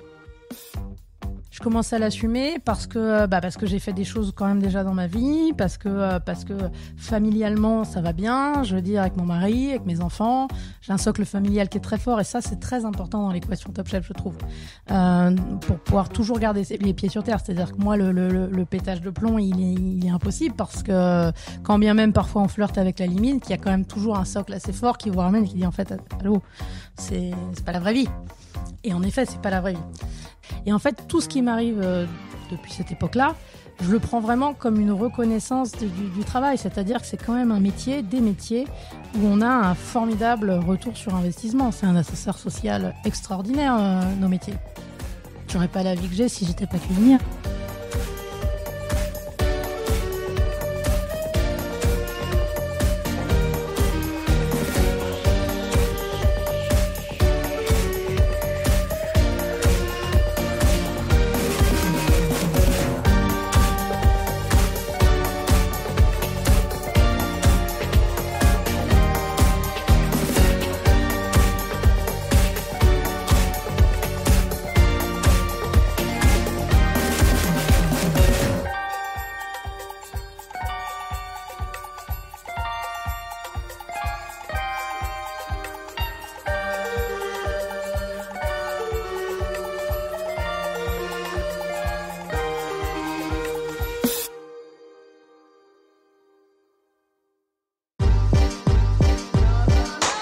Et il a fallu creuser son sillon à partir de là. Parce que quand vous vous dites, ok, j'apprends à supporter ou en tout cas à apprécier le regard des autres en cuisine, là vous avez mis une pièce dans le flipper et vous commencez à vous dire, ok, oui. Là il va falloir que j'existe. Et qui suis-je ? Voilà, c'est ça. Entre-temps, il y a une saison qui se passe à Terre Blanche où j'essaie des choses. En fait, on passe d'un extrême. C'est ça, il y a des phases en fait. Quand on se cherche dans la vie, il y a des phases. C'est-à-dire qu'on passe de scolaire à faire un peu n'importe quoi. Trop de démonstrations. Trop de démonstrations et techniques et dans des produits qui sont pas mon univers, qui sont pas mon identité. Du foie gras avec du yuzu, puis avec un truc. Enfin, voilà, je me mets à essayer plein de trucs. Et en même temps, c'est un cheminement. C'est un parcours initiatique, il faut passer par là. Donc il y a une saison qui se passe comme ça à Terre Blanche. Et puis en fait, fin de saison de Terre Blanche, donc en octobre 2011, par là, je suis approchée par le Prince de Galles, à Paris. Le lieu, on précise pour les gens qui ne connaissent pas. Le Georges V est au 31 avenue Georges V, le Prince de Galles est au 33, avenue Georges V. Donc en fait, d'un seul coup, pour moi, quand quand j'allais travailler au Georges V, tous les jours, je passais devant le Prince de Galles.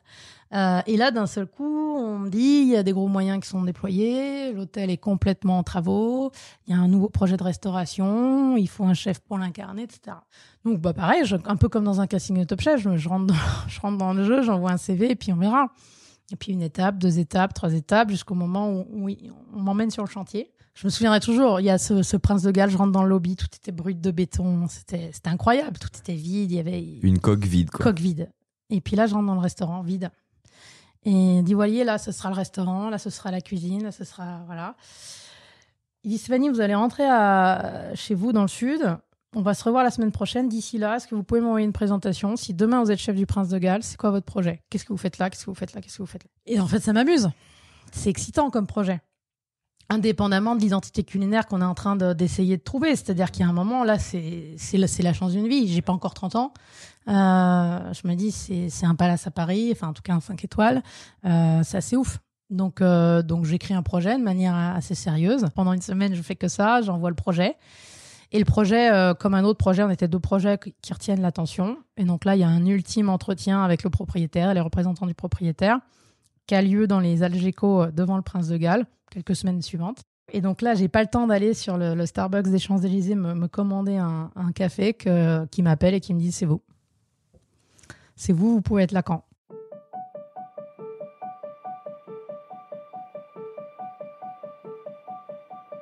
Je me dis « c'est dingue en fait. »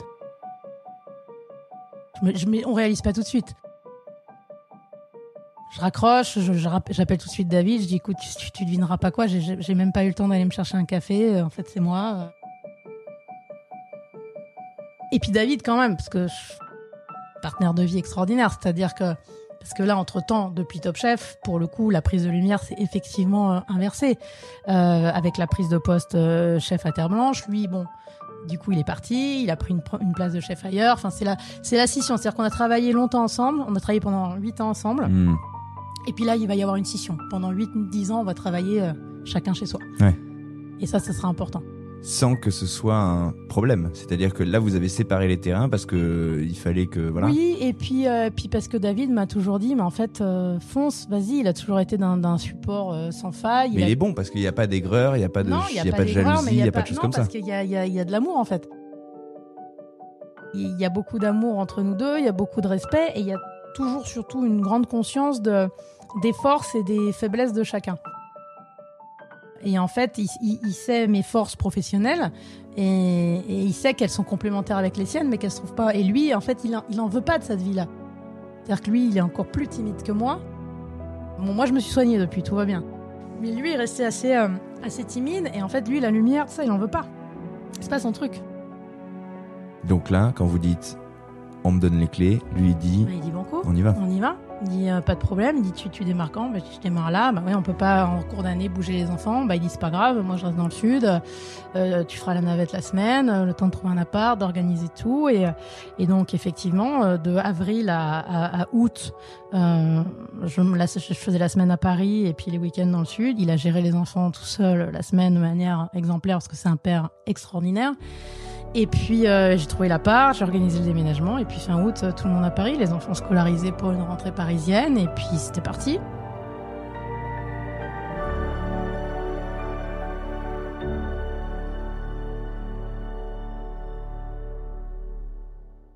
Alors, il va falloir me dire 2 trucs. Comment on dessine son avenir dans une cuisine quand on ne part de rien et qu'on se voit remettre des clés aussi prestigieuses? Comment vous avez envisagé ce que vous alliez faire? Parce qu'il y a une période de travail, vous l'avez dit, qui est assez longue pour le coup. Il y a une période de travail. Il y avait un premier jet qui avait été fait assez rapidement, avec tout de suite dans ce premier jet l'arrivée de cette cuisine ouverte en plein milieu du restaurant. En fait, je connaissais tellement bien le Georges V, je savais un peu qu'il fallait pas du tout aller sur le terrain d'un Georges V, c'est-à-dire au risque sinon d'être toujours le petit frère un peu. Voilà. Donc je savais qu'il fallait une rupture, je savais qu'il fallait imprimer quelque chose de très différent de ce qui était fait à ce moment-là dans les hôtels à Paris. Donc j'y suis allée à fond avec cette cuisine complètement ouverte, pas du tout vitrée, qui était en plein milieu de la salle, dont on pouvait tourner totalement autour. J'y suis allée à fond j'ai eu la chance de travailler avec le designer qui était Bruno Borion à l'époque. Donc, je savais qu'il fallait y aller à fond sur le côté des hauteurs de chaises différentes, pas de nappe sur les tables, proposer quelque chose de vraiment qui n'avait pas été fait. À ce moment-là, même, il n'y a pas encore naturalité d'Alain Ducasse au Plaza, donc ils n'ont pas encore non plus retiré les nappes. On est les premiers à le faire. Il fallait une rupture avec un chef qui avait pas tout à fait 30 ans, qui se cherchait encore sur plein de trucs. Et dans l'assiette, on reprend quand même la vraie base d'un Georges V, c'est-à-dire des jus, des sauces, des cuissons, etc. Mais tout en la dérivant un peu, tout en l'allégeant, tout en mettant quand même moins de beurre, tout en imprégnant un petit peu de sucre, parce que quand on a passé 8 ans en Provence, d'un seul coup, il y a quand même cet apport d'huile d'olive, il y a quand même des poissons comme le rouget, il y a quand même... ces plats-là commencent déjà à exister là-bas. Il y a un room service à penser, et puis parce que c'est ça qui me plaît beaucoup à cette époque-là dans le terrain de jeu de l'hôtel, c'est que il faut réinventer un club sandwich, il faut faire la meilleure César salade, il faut réfléchir. Moi, j'ai voulu, en plus c'était ça concomitait avec la fermeture du Ritz, donc j'ai voulu qu'on devienne le meilleur brunch de Paris, donc on a réfléchi à un super brunch. Il y avait plein de terrains de jeu assez extraordinaires.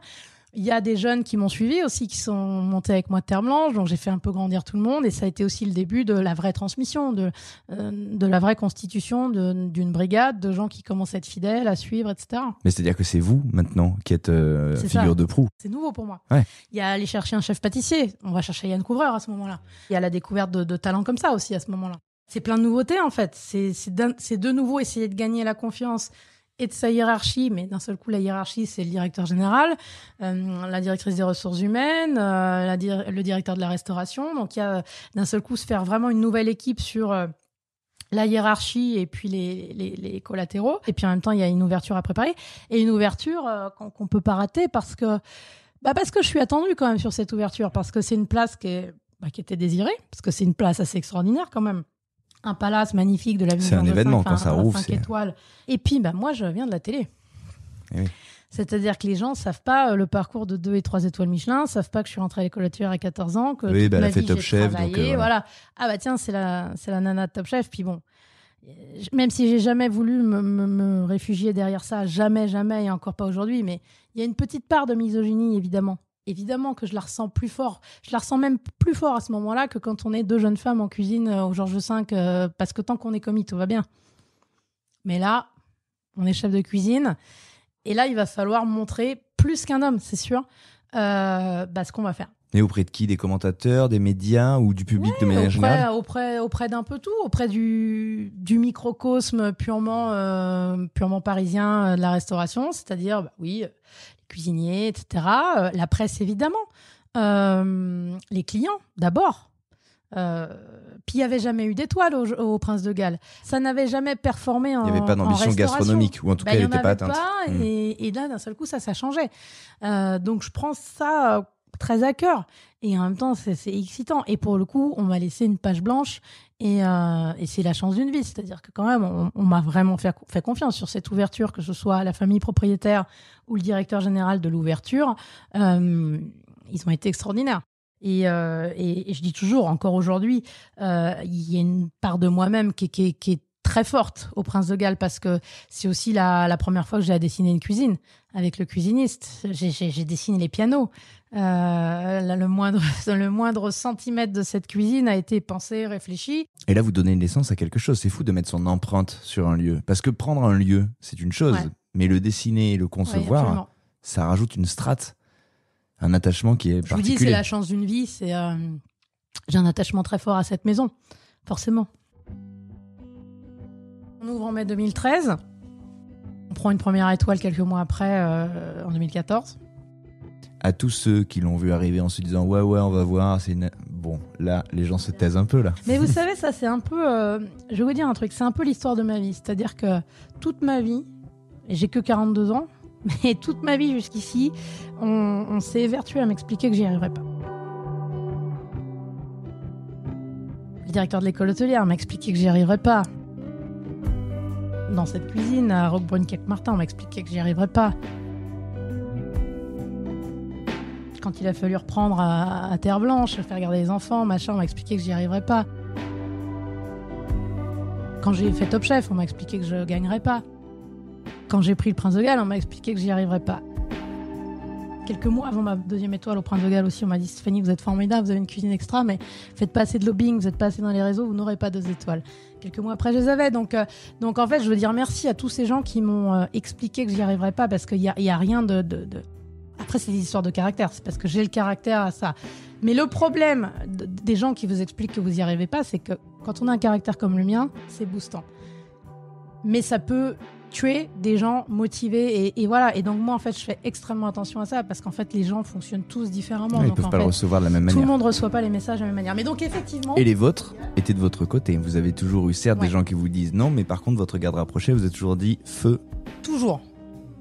Mes proches, ouais, vous avez raison, ont toujours cru en moi. Donc ce qui m'a permis quand même de douter 5 minutes, mais de garder quand même la tête baissée vers l'objectif. À partir du jour où la maman dans la voiture dit mais en fait si tu veux y aller, vas-y. Exactement. Et ça c'est une grande chance.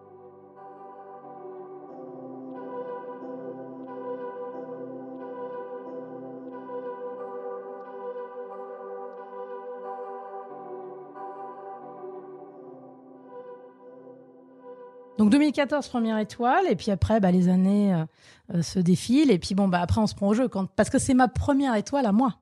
Donc elle est forte celle-ci, parce que d'un seul coup, oui, j'ai vécu les 3 étoiles de Philippe Legendre, j'ai vécu les 2 de Philippe Jourdain, mais c'était les leurs. J'y ai mis une pierre à l'édifice comme beaucoup d'autres de la brigade, mais c'était pas plus. Là, d'un seul coup, c'est les miennes et celles de ma brigade. Mais le problème, c'est que là encore, on se prend au jeu. Quand on en a une et qu'on a goûté à ce qu'étaient 2 et 3 étoiles Michelin, on pense qu'on peut les avoir, que c'est à notre portée. C'est pas si simple que ça en réalité. Ça va demander un peu plus de travail, un peu plus de temps et probablement un peu plus de soi-même que ce que je pensais au départ. Entre-temps, on décide de faire un 3e enfant avec David, parce qu'on n'était pas assez occupés. Et non, mais parce qu'en fait, je vais avoir 35 ans et puis je vois toutes mes copines avoir leur premier, en fait. Parce que moi, faut pas oublier que moi, j'ai eu les garçons, les aînés, j'avais 22 et 23 ans, quoi. Et donc, d'un seul coup, ils étaient déjà grands. Ils avaient 11, 12 ans. Et puis, j'avais toutes mes copines qui tombaient enceintes de leur premier, qui avaient leur petit bébé dans les bras et tout. Et là, je dis à David, en fait, je crois que j'en veux un autre. Donc, on a tenté une fille. Et puis, on a eu un 3e petit garçon, Arthur. Bande de mecs. Ouais, extraordinaire. Et moi, David, aujourd'hui, me dit, c'est quand même la meilleure décision qu'on ait prise. Et ça, c'est vrai, parce que c'est quand même très chouette, une famille comme ça, une fratrie de 3 super garçons. Et puis, ça a été un vrai élément déclencheur, l'arrivée d'Arthur, parce que la 2e étoile, j'y pensais, mais comme je vous le dis, c'est pas une quête. Je me lève pas le matin en me disant je vais cuisiner pour 2 étoiles. Le truc est un peu plus profond que ça. Mais l'arrivée d'Arthur en 2017 me fait surtout prendre conscience que petit à petit, je me suis prise au jeu des beaux hôtels, je me suis prise au jeu des étoiles, je me suis prise au jeu de tout ça avec beaucoup d'esprit de compétition. Ça a fait de moi un peu qui je suis.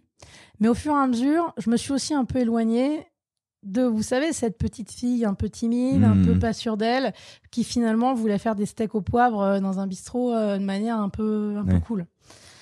Donc d'un seul coup, je me dis, tiens, comment on peut remettre un peu en perspective tout ça ? Parce que petit à petit, t'es tombé dans la machine du gros groupe, des trucs à justifier, des meetings, des machins, de tout ça. Et en fait, ça a été super, mais je sais pas si sur le reste de ma vie, j'ai encore envie de ça.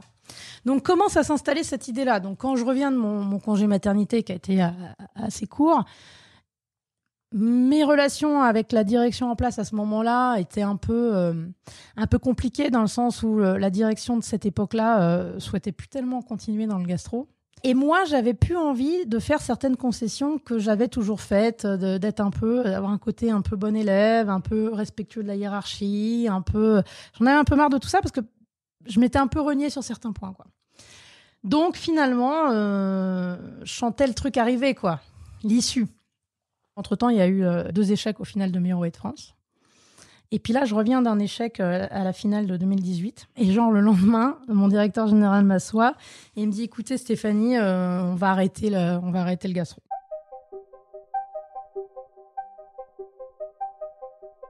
Donc, qu'est-ce qu'on fait ? J'ai dit, qu'est-ce qu'on fait ? Moi, je vais pas rester, et je pense que c'est ce que vous souhaitez entendre, je vais pas rester gérer une brasserie. Et il y a pas aussi bien que ce soit, hein, c'est pas le sujet, mais c'est pas mon truc. Je me bats pour autre chose. En tout cas, aujourd'hui, j'ai encore des quêtes à mener. Donc je pense qu'on arrive au bout de l'histoire, c'est pas grave, on se le dit, et puis on regarde un peu l'issue.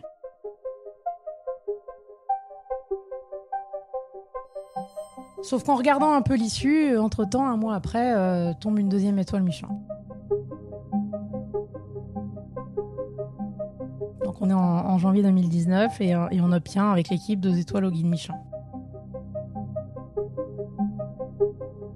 Bon bah là, après, quand il y a une rupture, il y a une rupture. C'est-à-dire que moi, on a beau m'expliquer que finalement, peut-être que j'étais déjà passé à autre chose en fait. Donc je suis partie du Prince de Galles un mois après, avec une équipe. C'est curieux quand même, hein. Ça, c'est un timing qui est assez rare quand même. De vivre un sacre dans une contrariété de timing et de perspective. C'est ça, mais en fait, moi, là où ça m'a fait le plus mal, c'est pour l'équipe. Parce que l'équipe, vous savez, j'ai ce côté un peu... je les materne un peu, c'est-à-dire que je suis avec mes équipes un peu comme je suis avec mes propres enfants, c'est-à-dire que pour le coup, il y a ce côté très maternel. Et en fait, j'avais pas mal pour moi, j'avais mal parce que quand je croisais le regard de mon équipe, de mes cuisinières, de mes cuisiniers, qui avaient quand même tellement travaillé pour en arriver là, qui même si on se le verbalisait pas, on savait qu'on en avait envie, et d'un seul coup, ça tombe et on vous ferme le restaurant. Et en fait, ça me faisait mal, quoi. Je pouvais pas les regarder dans les yeux.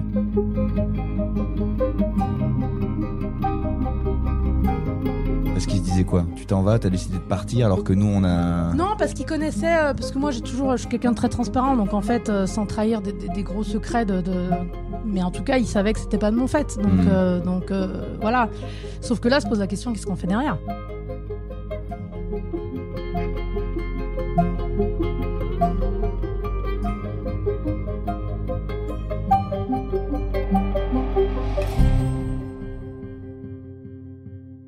Je suis chassée là par 2 très belles maisons parisiennes, un hôtel et une institution. Il y en a un des 2 qui retient vraiment mon attention. Et puis quand même parallèlement, je regarde des lieux parce que j'ai ce déclic que j'ai eu avec l'arrivée d'Arthur. Est-ce que c'est pas le moment ? Est-ce que de se rapprocher de soi. Oui, parce que je pense que les coups du destin peuvent être aussi de formidables opportunités. Et c'est toujours comme ça que j'ai abordé la vie. Donc en fin de compte, je me dis qu'il faut regarder un peu. Donc je visite 2 endroits. J'en visite un dans le 8e ailleurs et puis je visite ici. Bon, et puis je donne pas tout de suite parce que je regarde aussi ce qu'on me raconte sur la place qu'on me propose, tout ça, machin. Et puis à un moment, une évidence. Alors je vais vous faire rigoler, j'ai jamais raconté cette anecdote parce que là encore, quand je vous ai dit, je suis une instinctive. Et en fait, je finis un rendez-vous...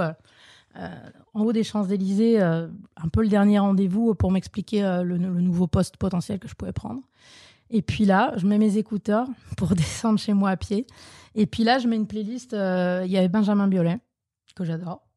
Et il y avait une chanson qui s'appelle Les Cerfs-Volants. Et là, la première phrase de cette chanson, c'est « À mesure que le temps passe, je mesure le temps qui passe ». Et là, d'un seul coup, j'ai eu un flash, en fait. C'est débile, ce que je vous raconte, mais c'est ma vie. C'est pas débile, c'est un tournant de vie. Et là, d'un seul coup, je vous dis, le côté très instinctif. Là, tout de suite, sur un coup de tête, j'ai dit non, en fait. Là, tu dis non à cette place-là. Elle est formidable, mais en fait, tu vas répéter l'histoire. Tu vas refaire un Prince de Galles. C'est pas ça. Tu prends le 32 avenue Matignon et c'est tout. Ça va être comme ça. Et là, j'appelle David. Je lui dis, écoute, je vais dire non. Et on va retourner aller visiter le truc que j'ai vu là à côté du Bristol et on va voir. Et là, David, impérial comme d'habitude, me dit comme tu veux, c'est toi qui le sens. C'est comme tu veux. Et voilà. Et donc, on a fait ça.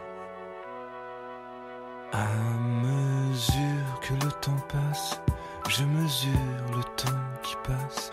Et tandis que l'eau s'étend jusqu'à l'autre bout de l'étang, je regarde. On est en mai 2019. Donc on signe vite ici, et puis il faut vite ouvrir, parce que moi l'idée c'est quand même d'essayer d'être dans le Michelin d'après, donc on fait un truc de ouf ici, on fait un truc de dingue. Entre-temps, les murs ont été rachetés, le loyer a doublé, enfin c'est stratosphérique ici, mais après tellement persuadé que ça devait se faire ici, que je dis c'est pas grave, tant pis, on va payer le double de loyer, et puis on y va, et puis la banque suit, et puis Et puis, il y a une espèce de super projet qui se met en marche. J'avais rencontré ce duo d'architectes, Taureau et Lyotard, sur un autre projet via des copains. Et je leur avais toujours dit, si un jour je fais un restaurant, vous me ferez mon restaurant. Les mecs, je les ai appelés. Ils ont dessiné en 3 semaines. Ils m'ont dit, je te préviens, si ça te plaît pas, et qu'il faut rechanger des trucs, tu auras le droit, mais tu n'ouvriras pas en octobre. Par chance, il y a un moment, il y a un alignement de planètes. Et on n'a rien lâché et on a ouvert le 9 octobre. Et là, vous vous dites quoi ? Vous allez faire quoi ? Est-ce que la cuisine, on la repense différemment ? Là, c'est génial parce que d'abord, toute l'équipe suit. Donc, tous les gens qui avaient la larme à l'œil... Voilà, ils vont pouvoir refaire quelque chose ici. Donc, mon directeur de salle, mon second, les chefs de partie, enfin, on est 5-6 à partir du Prince de Galles. Et à venir ici, je mets en place un groupe de gens extra, hyper impliqués, hyper envieux de OK, on y retourne, quoi. On nous les a prises, on y retourne, quoi. Et donc là, il y a une émulation assez géniale. À la fois, j'ai envie parce que la scène, c'était moi. Et eux n'allaient pas garder ce restaurant de toute façon. Donc en fait, dans un deal un peu de départ, j'ai dit, écoutez, en fait, j'ai la maternité de ce restaurant, de son nom, est-ce que... Voilà. Et pour le coup, ils ont été mon joueur. Ils m'ont dit, mais oui, c'est vrai. En fait, la scène, c'est vous. Donc allez-y, faites-en ce que vous voulez. Donc, on a transposé ici, en faisant quelque chose, mais en allant beaucoup plus loin, en fait. Donc, ça allait pas être 48 couverts, mais ça allait être 28. Ça allait être encore plus ouvert, ça allait être encore plus intimiste, encore plus incarné. On allait lâcher un peu les chevaux ici, quoi. J'allais pouvoir être moi-même, en fait. C'est-à-dire que le carcan de l'hôtel, le carcan du respect de la hiérarchie, parce qu'on n'est pas chez soi et que quand on est bien élevé, quand on n'est pas chez soi, on respecte les règles de chez qui on est. En fait, ici, mes règles, en fait. Vas-y, lâche-toi. Donc ici, je me suis lâchée, on y est allé à fond, on a mis avec David toutes nos économies dans ce projet, toute notre cave personnelle, elle n'était pas lourde, mais on a démarré un peu comme ça. Et puis surtout, une équipe extraordinaire, dédiée à 2000%, et voilà, et on y est allé, puis on a ouvert, et puis... Mais sur le goût, vous parliez de marqueurs ? Ouais. On est allé beaucoup plus loin. Et c'était drôle d'ailleurs les réflexions des clients à cette époque-là, parce que des plats qui étaient sensiblement les mêmes, les clients les trouvaient meilleurs ici. C'est complètement de la perception, hein, parce que je pense pas que ma cuisine en 3 mois ait évolué. Pas oui, mais vous avez peut-être forcé les traits. Non, vous avez peut-être appuyé. Ou alors inconsciemment, mais je pense pas à ce moment-là. J'avoue que quand on a ouvert, je l'ai quand même joué. Il y avait l'intention qui était là, mais dans la réalisation, les premiers mois, on était quand même un peu prudent parce que. Oui, il fallait maintenir ce niveau. On savait pas, on pensait pas avoir 2 étoiles. On s'est dit, si on est dans le guide et qu'on a une étoile, déjà, ce sera formidable. Et l'année prochaine, on verra. Et encore, je vous ai parlé plein de fois d'adrénaline, mais c'est une adrénaline qui est tellement extraordinaire. C'est-à-dire que c'est... Le jour de l'ouverture ? Alors moi, j'ai eu un gros coup de flip, c'est 15 jours avant l'ouverture. Parce que là encore, cette maison ici, au 32 Matignon, je l'ai faite à l'instinct.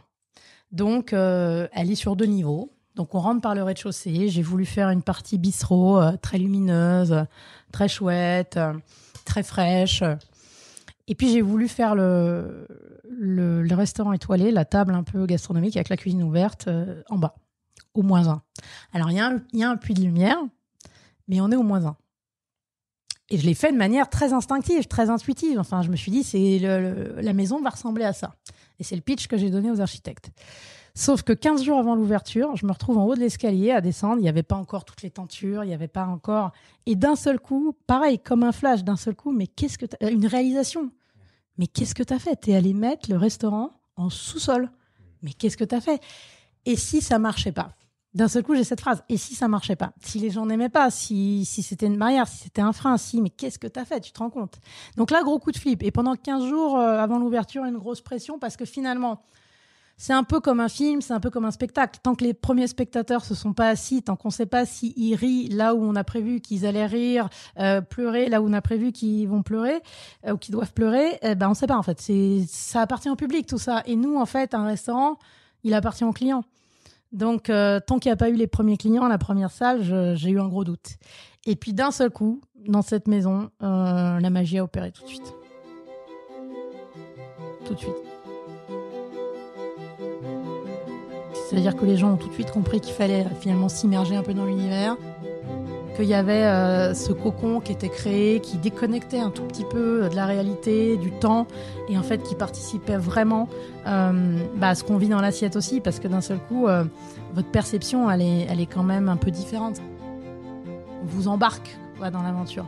Et puis là, effectivement, tous les marqueurs sont plus forts, c'est-à-dire qu'il n'y a pas de séparation entre la salle et la cuisine. Je vais, je viens, je passe. Il y a un côté, je dis toujours ici, c'est une auberge 2 étoiles, mais c'est une auberge. Et je tiens beaucoup à ce mot aubergiste, quoi. Je veux dire, j'aime profondément aujourd'hui mon métier d'aubergiste, de restauratrice, ce côté recevoir les gens à la maison, l'incarner. C'est quelque chose qui vous ressemble.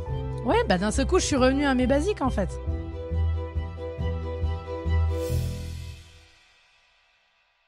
Non, mais même par rapport quand vous parlez de vos équipes, quand vous en parlez de la même manière que vous parlez de vos clients, il y a une manière de vouloir embrasser tout le monde, de les emporter, de leur créer comme une petite bulle. Et on repense à ces grandes tables qu'on dépliait enfants, cet endroit où on a envie que tout le monde vienne. Tout à fait. Ici, j'ai ensemble. Le sentiment de boucler la boucle. Et c'est pas de se dire, oui, j'ai que 42 ans, il y a encore un peu de travail à faire, etc. Mais quand je dis boucler la boucle, c'est en tout cas dans les fondamentaux, dans ce retour à qui je suis vraiment.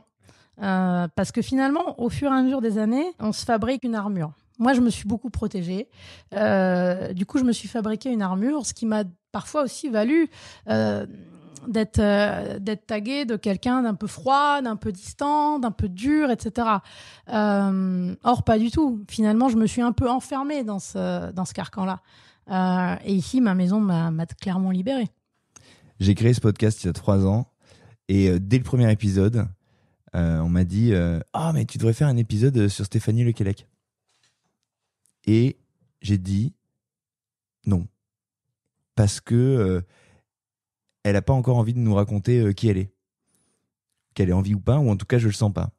Mais pourquoi il y a une froideur qui est renvoyée à un truc. Ouais, mais je pense que vous avez probablement raison. Et cette année, quand je vous ai revu, je me suis dit j'ai envie de l'entendre parce que je sais qu'elle est plus dans cette posture-là. Oui, parce que donc entre-temps, il y a eu ma maison, il y a eu un Covid, mais il y a eu d'autres projets. Il y a eu la création de MAM, notre traiteur pâtisserie, et puis il y a eu David, où c'était le moment de revenir, après avoir été chef du Moulin Rouge brillamment, de l'avoir inscrit au Goemio, etc. Il y a eu ce Covid où d'un seul coup, on a dit, mais en fait, on a dépassé tout ça.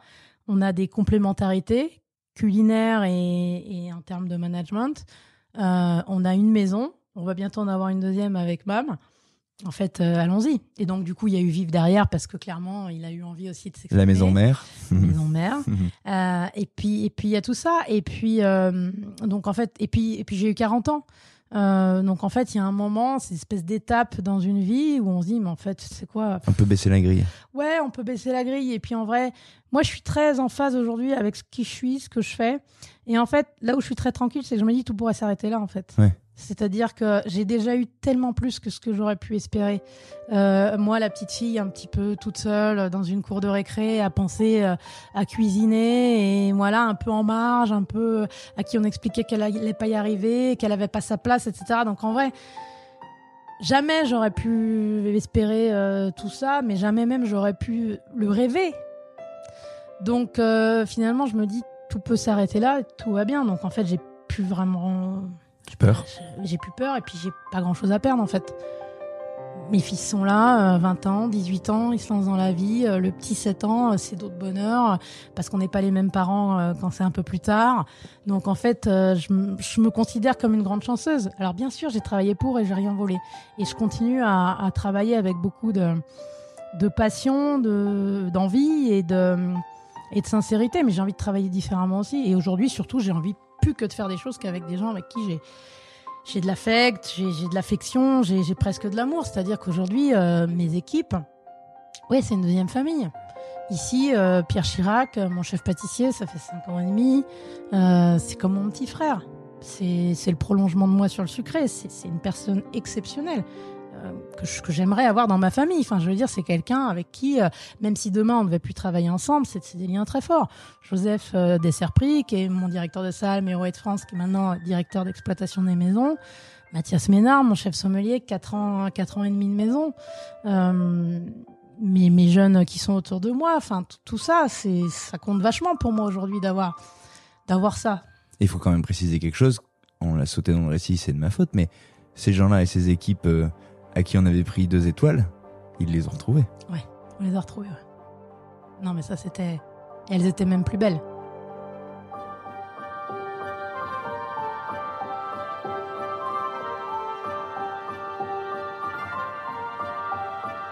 les 2 étoiles de janvier 2020, elles ont une autre saveur que celle de janvier 2019, où malheureusement, moi, je sais un peu l'issue.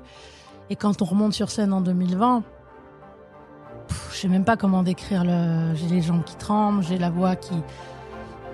C'est tellement extraordinaire. Et franchement, le guide Michelin joue le jeu quand même dans ces moments-là, il faut le dire. C'est-à-dire qu'on on ouvre en octobre, ils sont accélérés. Bon, je me souviens très bien. Hein. On ouvre un mercredi 9 octobre, le 10 octobre au dîner. On m'appelle au bar. L'hôtesse qui était en charge à cette époque-là vient me chercher, me dit chef, il était 22h30, il y a un client qui veut vous voir, je monte. Et puis là, c'était le guide Michelin. On était 24 heures après l'ouverture. Et le monsieur, l'inspecteur qui était là, qui se présente, parce qu'il sur les premières visites, comme ça, ils aiment bien faire un tour de la maison, un peu discuter et tout. Et là, il me dit, je suis désolé, on vous laisse pas le temps d'ouvrir, mais en même temps, vous comprenez bien que si... mais je dis, mais merci, en fait. Merci de venir nous voir. Merci de venir voir ma maison, et peu importe l'issue. En fait, merci d'être là, parce que quand on s'installe, parce qu'il y a quand même ce côté chef d'entreprise, c'est-à-dire qu'aujourd'hui... la facilité aurait voulu que je prenne cette très belle place, très bien payée, et voilà. Mais il y avait des convictions personnelles, c'est-à-dire que j'ai acheté ma liberté. J'ai acheté ma liberté à un certain prix que je paye aujourd'hui, mais je suis tellement heureuse de le payer avec tout le lot de difficultés que ça peut être d'être chef d'entreprise aujourd'hui en France, parce que c'est vraiment pas évident. Mais il y a tellement de satisfaction. Je referais exactement tout pareil, mais effectivement, quand on est chef d'entreprise aujourd'hui, on a besoin d'avoir des soutiens. Et aujourd'hui, oui, quand un guide Michelin vous fait preuve de confiance et vous remet 2 étoiles Michelin, 2 étoiles. C'est énorme. C'est énorme parce qu'on espérait une. On nous remet 2, donc on nous fait confiance. Et ça, la clientèle suit. Donc ça a un impact énorme pour nous sur l'ouverture. C'est dingue, elle est dingue cette histoire. Elle est assez dingue, ouais.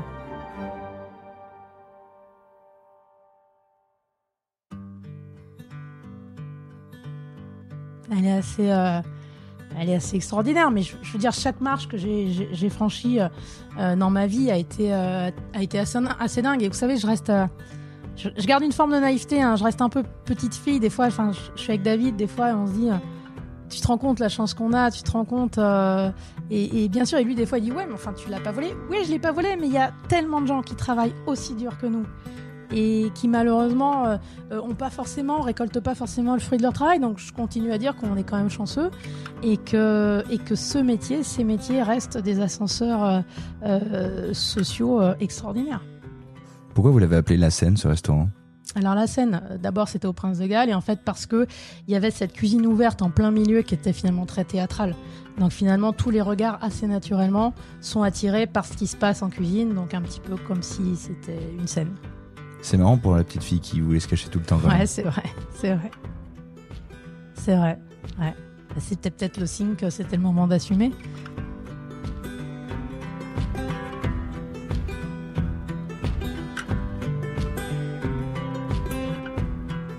Voilà où l'on s'est quitté. Voilà où j'ai laissé la chef Stéphanie Lequelec. Je suis remonté sur mon scoot et elle est restée sur sa scène. Celle qu'elle habite sans démonstration, sans fanfaronner, mais avec le naturel que nous offrent les années. Les années d'expérience en cuisine, évidemment, mais aussi les années d'une vie qui passe et se noue entre ce que l'on est en soi et ce qui nous entoure. Timide, certes, mais déterminée et instinctive, Stéphanie Lequelec sait au fond d'elle où et avec qui elle peut aller. Et vous l'avez entendu, cela ne vive pas dans l'absence ou dans le silence, car jamais sur ce podcast, un chef n'aura tant fait référence à son entourage. Son mari, d'abord, qui croit en elle depuis toujours et avec qui elle a d'abord partagé la partition, pour qui elle s'est tue un moment au point presque de disparaître des cuisines, mais qui l'a toujours soutenue et s'est à son tour rangé dans la ligne qu'elle a tracée. Aujourd'hui, chacun a sa place, il continue d'avancer main dans la main. Et il y a aussi la famille qu'elle a construite, ses enfants qui ont à leur manière marqué sa carrière, et la famille qu'elle a choisie en s'entourant de collaborateurs avec qui elle entreprend aujourd'hui au quotidien. La petite fille timide qui trouvait en cuisine une forme de refuge a donc bâti son monde ainsi, comme une grande famille, comme quand on est tiré à la table pour accueillir tout le monde. Toujours en cuisine, toujours entourée des gens qu'elle aime et avec la force qui est la sienne, elle a trouvé la reconnaissance. Elle a brillé et même en tournant une page, elle est allée rechercher ce qui lui revenait, ce qu'elle voulait encore une fois offrir à ceux qui l'entourent. En cuisine, oui, avenue Matignon, sous ses 2 étoiles donc, la mélodie se joue en sous-sol, mais l'harmonie, elle, est de tous les étages. Alors merci, chef, de m'avoir reçu ici, et surtout maintenant, à l'heure où vous avez trouvé la lumière, la vôtre, sur scène. Merci à vous, chers auditeurs, chères auditrices, de nous avoir écoutés jusqu'au bout. Très heureux de repartir pour une nouvelle saison. On a plein de surprises à partager. On sera là chaque semaine pour vous, dans vos oreilles, sur vos plateformes préférées. Alors n'hésitez pas à en parler, partagez, notez, commentez, écrivez-nous sur Instagram @chefpodcast. On adore lire vos commentaires et vous répondre évidemment. Alors à la semaine prochaine pour une nouvelle histoire, un nouvel épisode, un nouveau chef. Salut!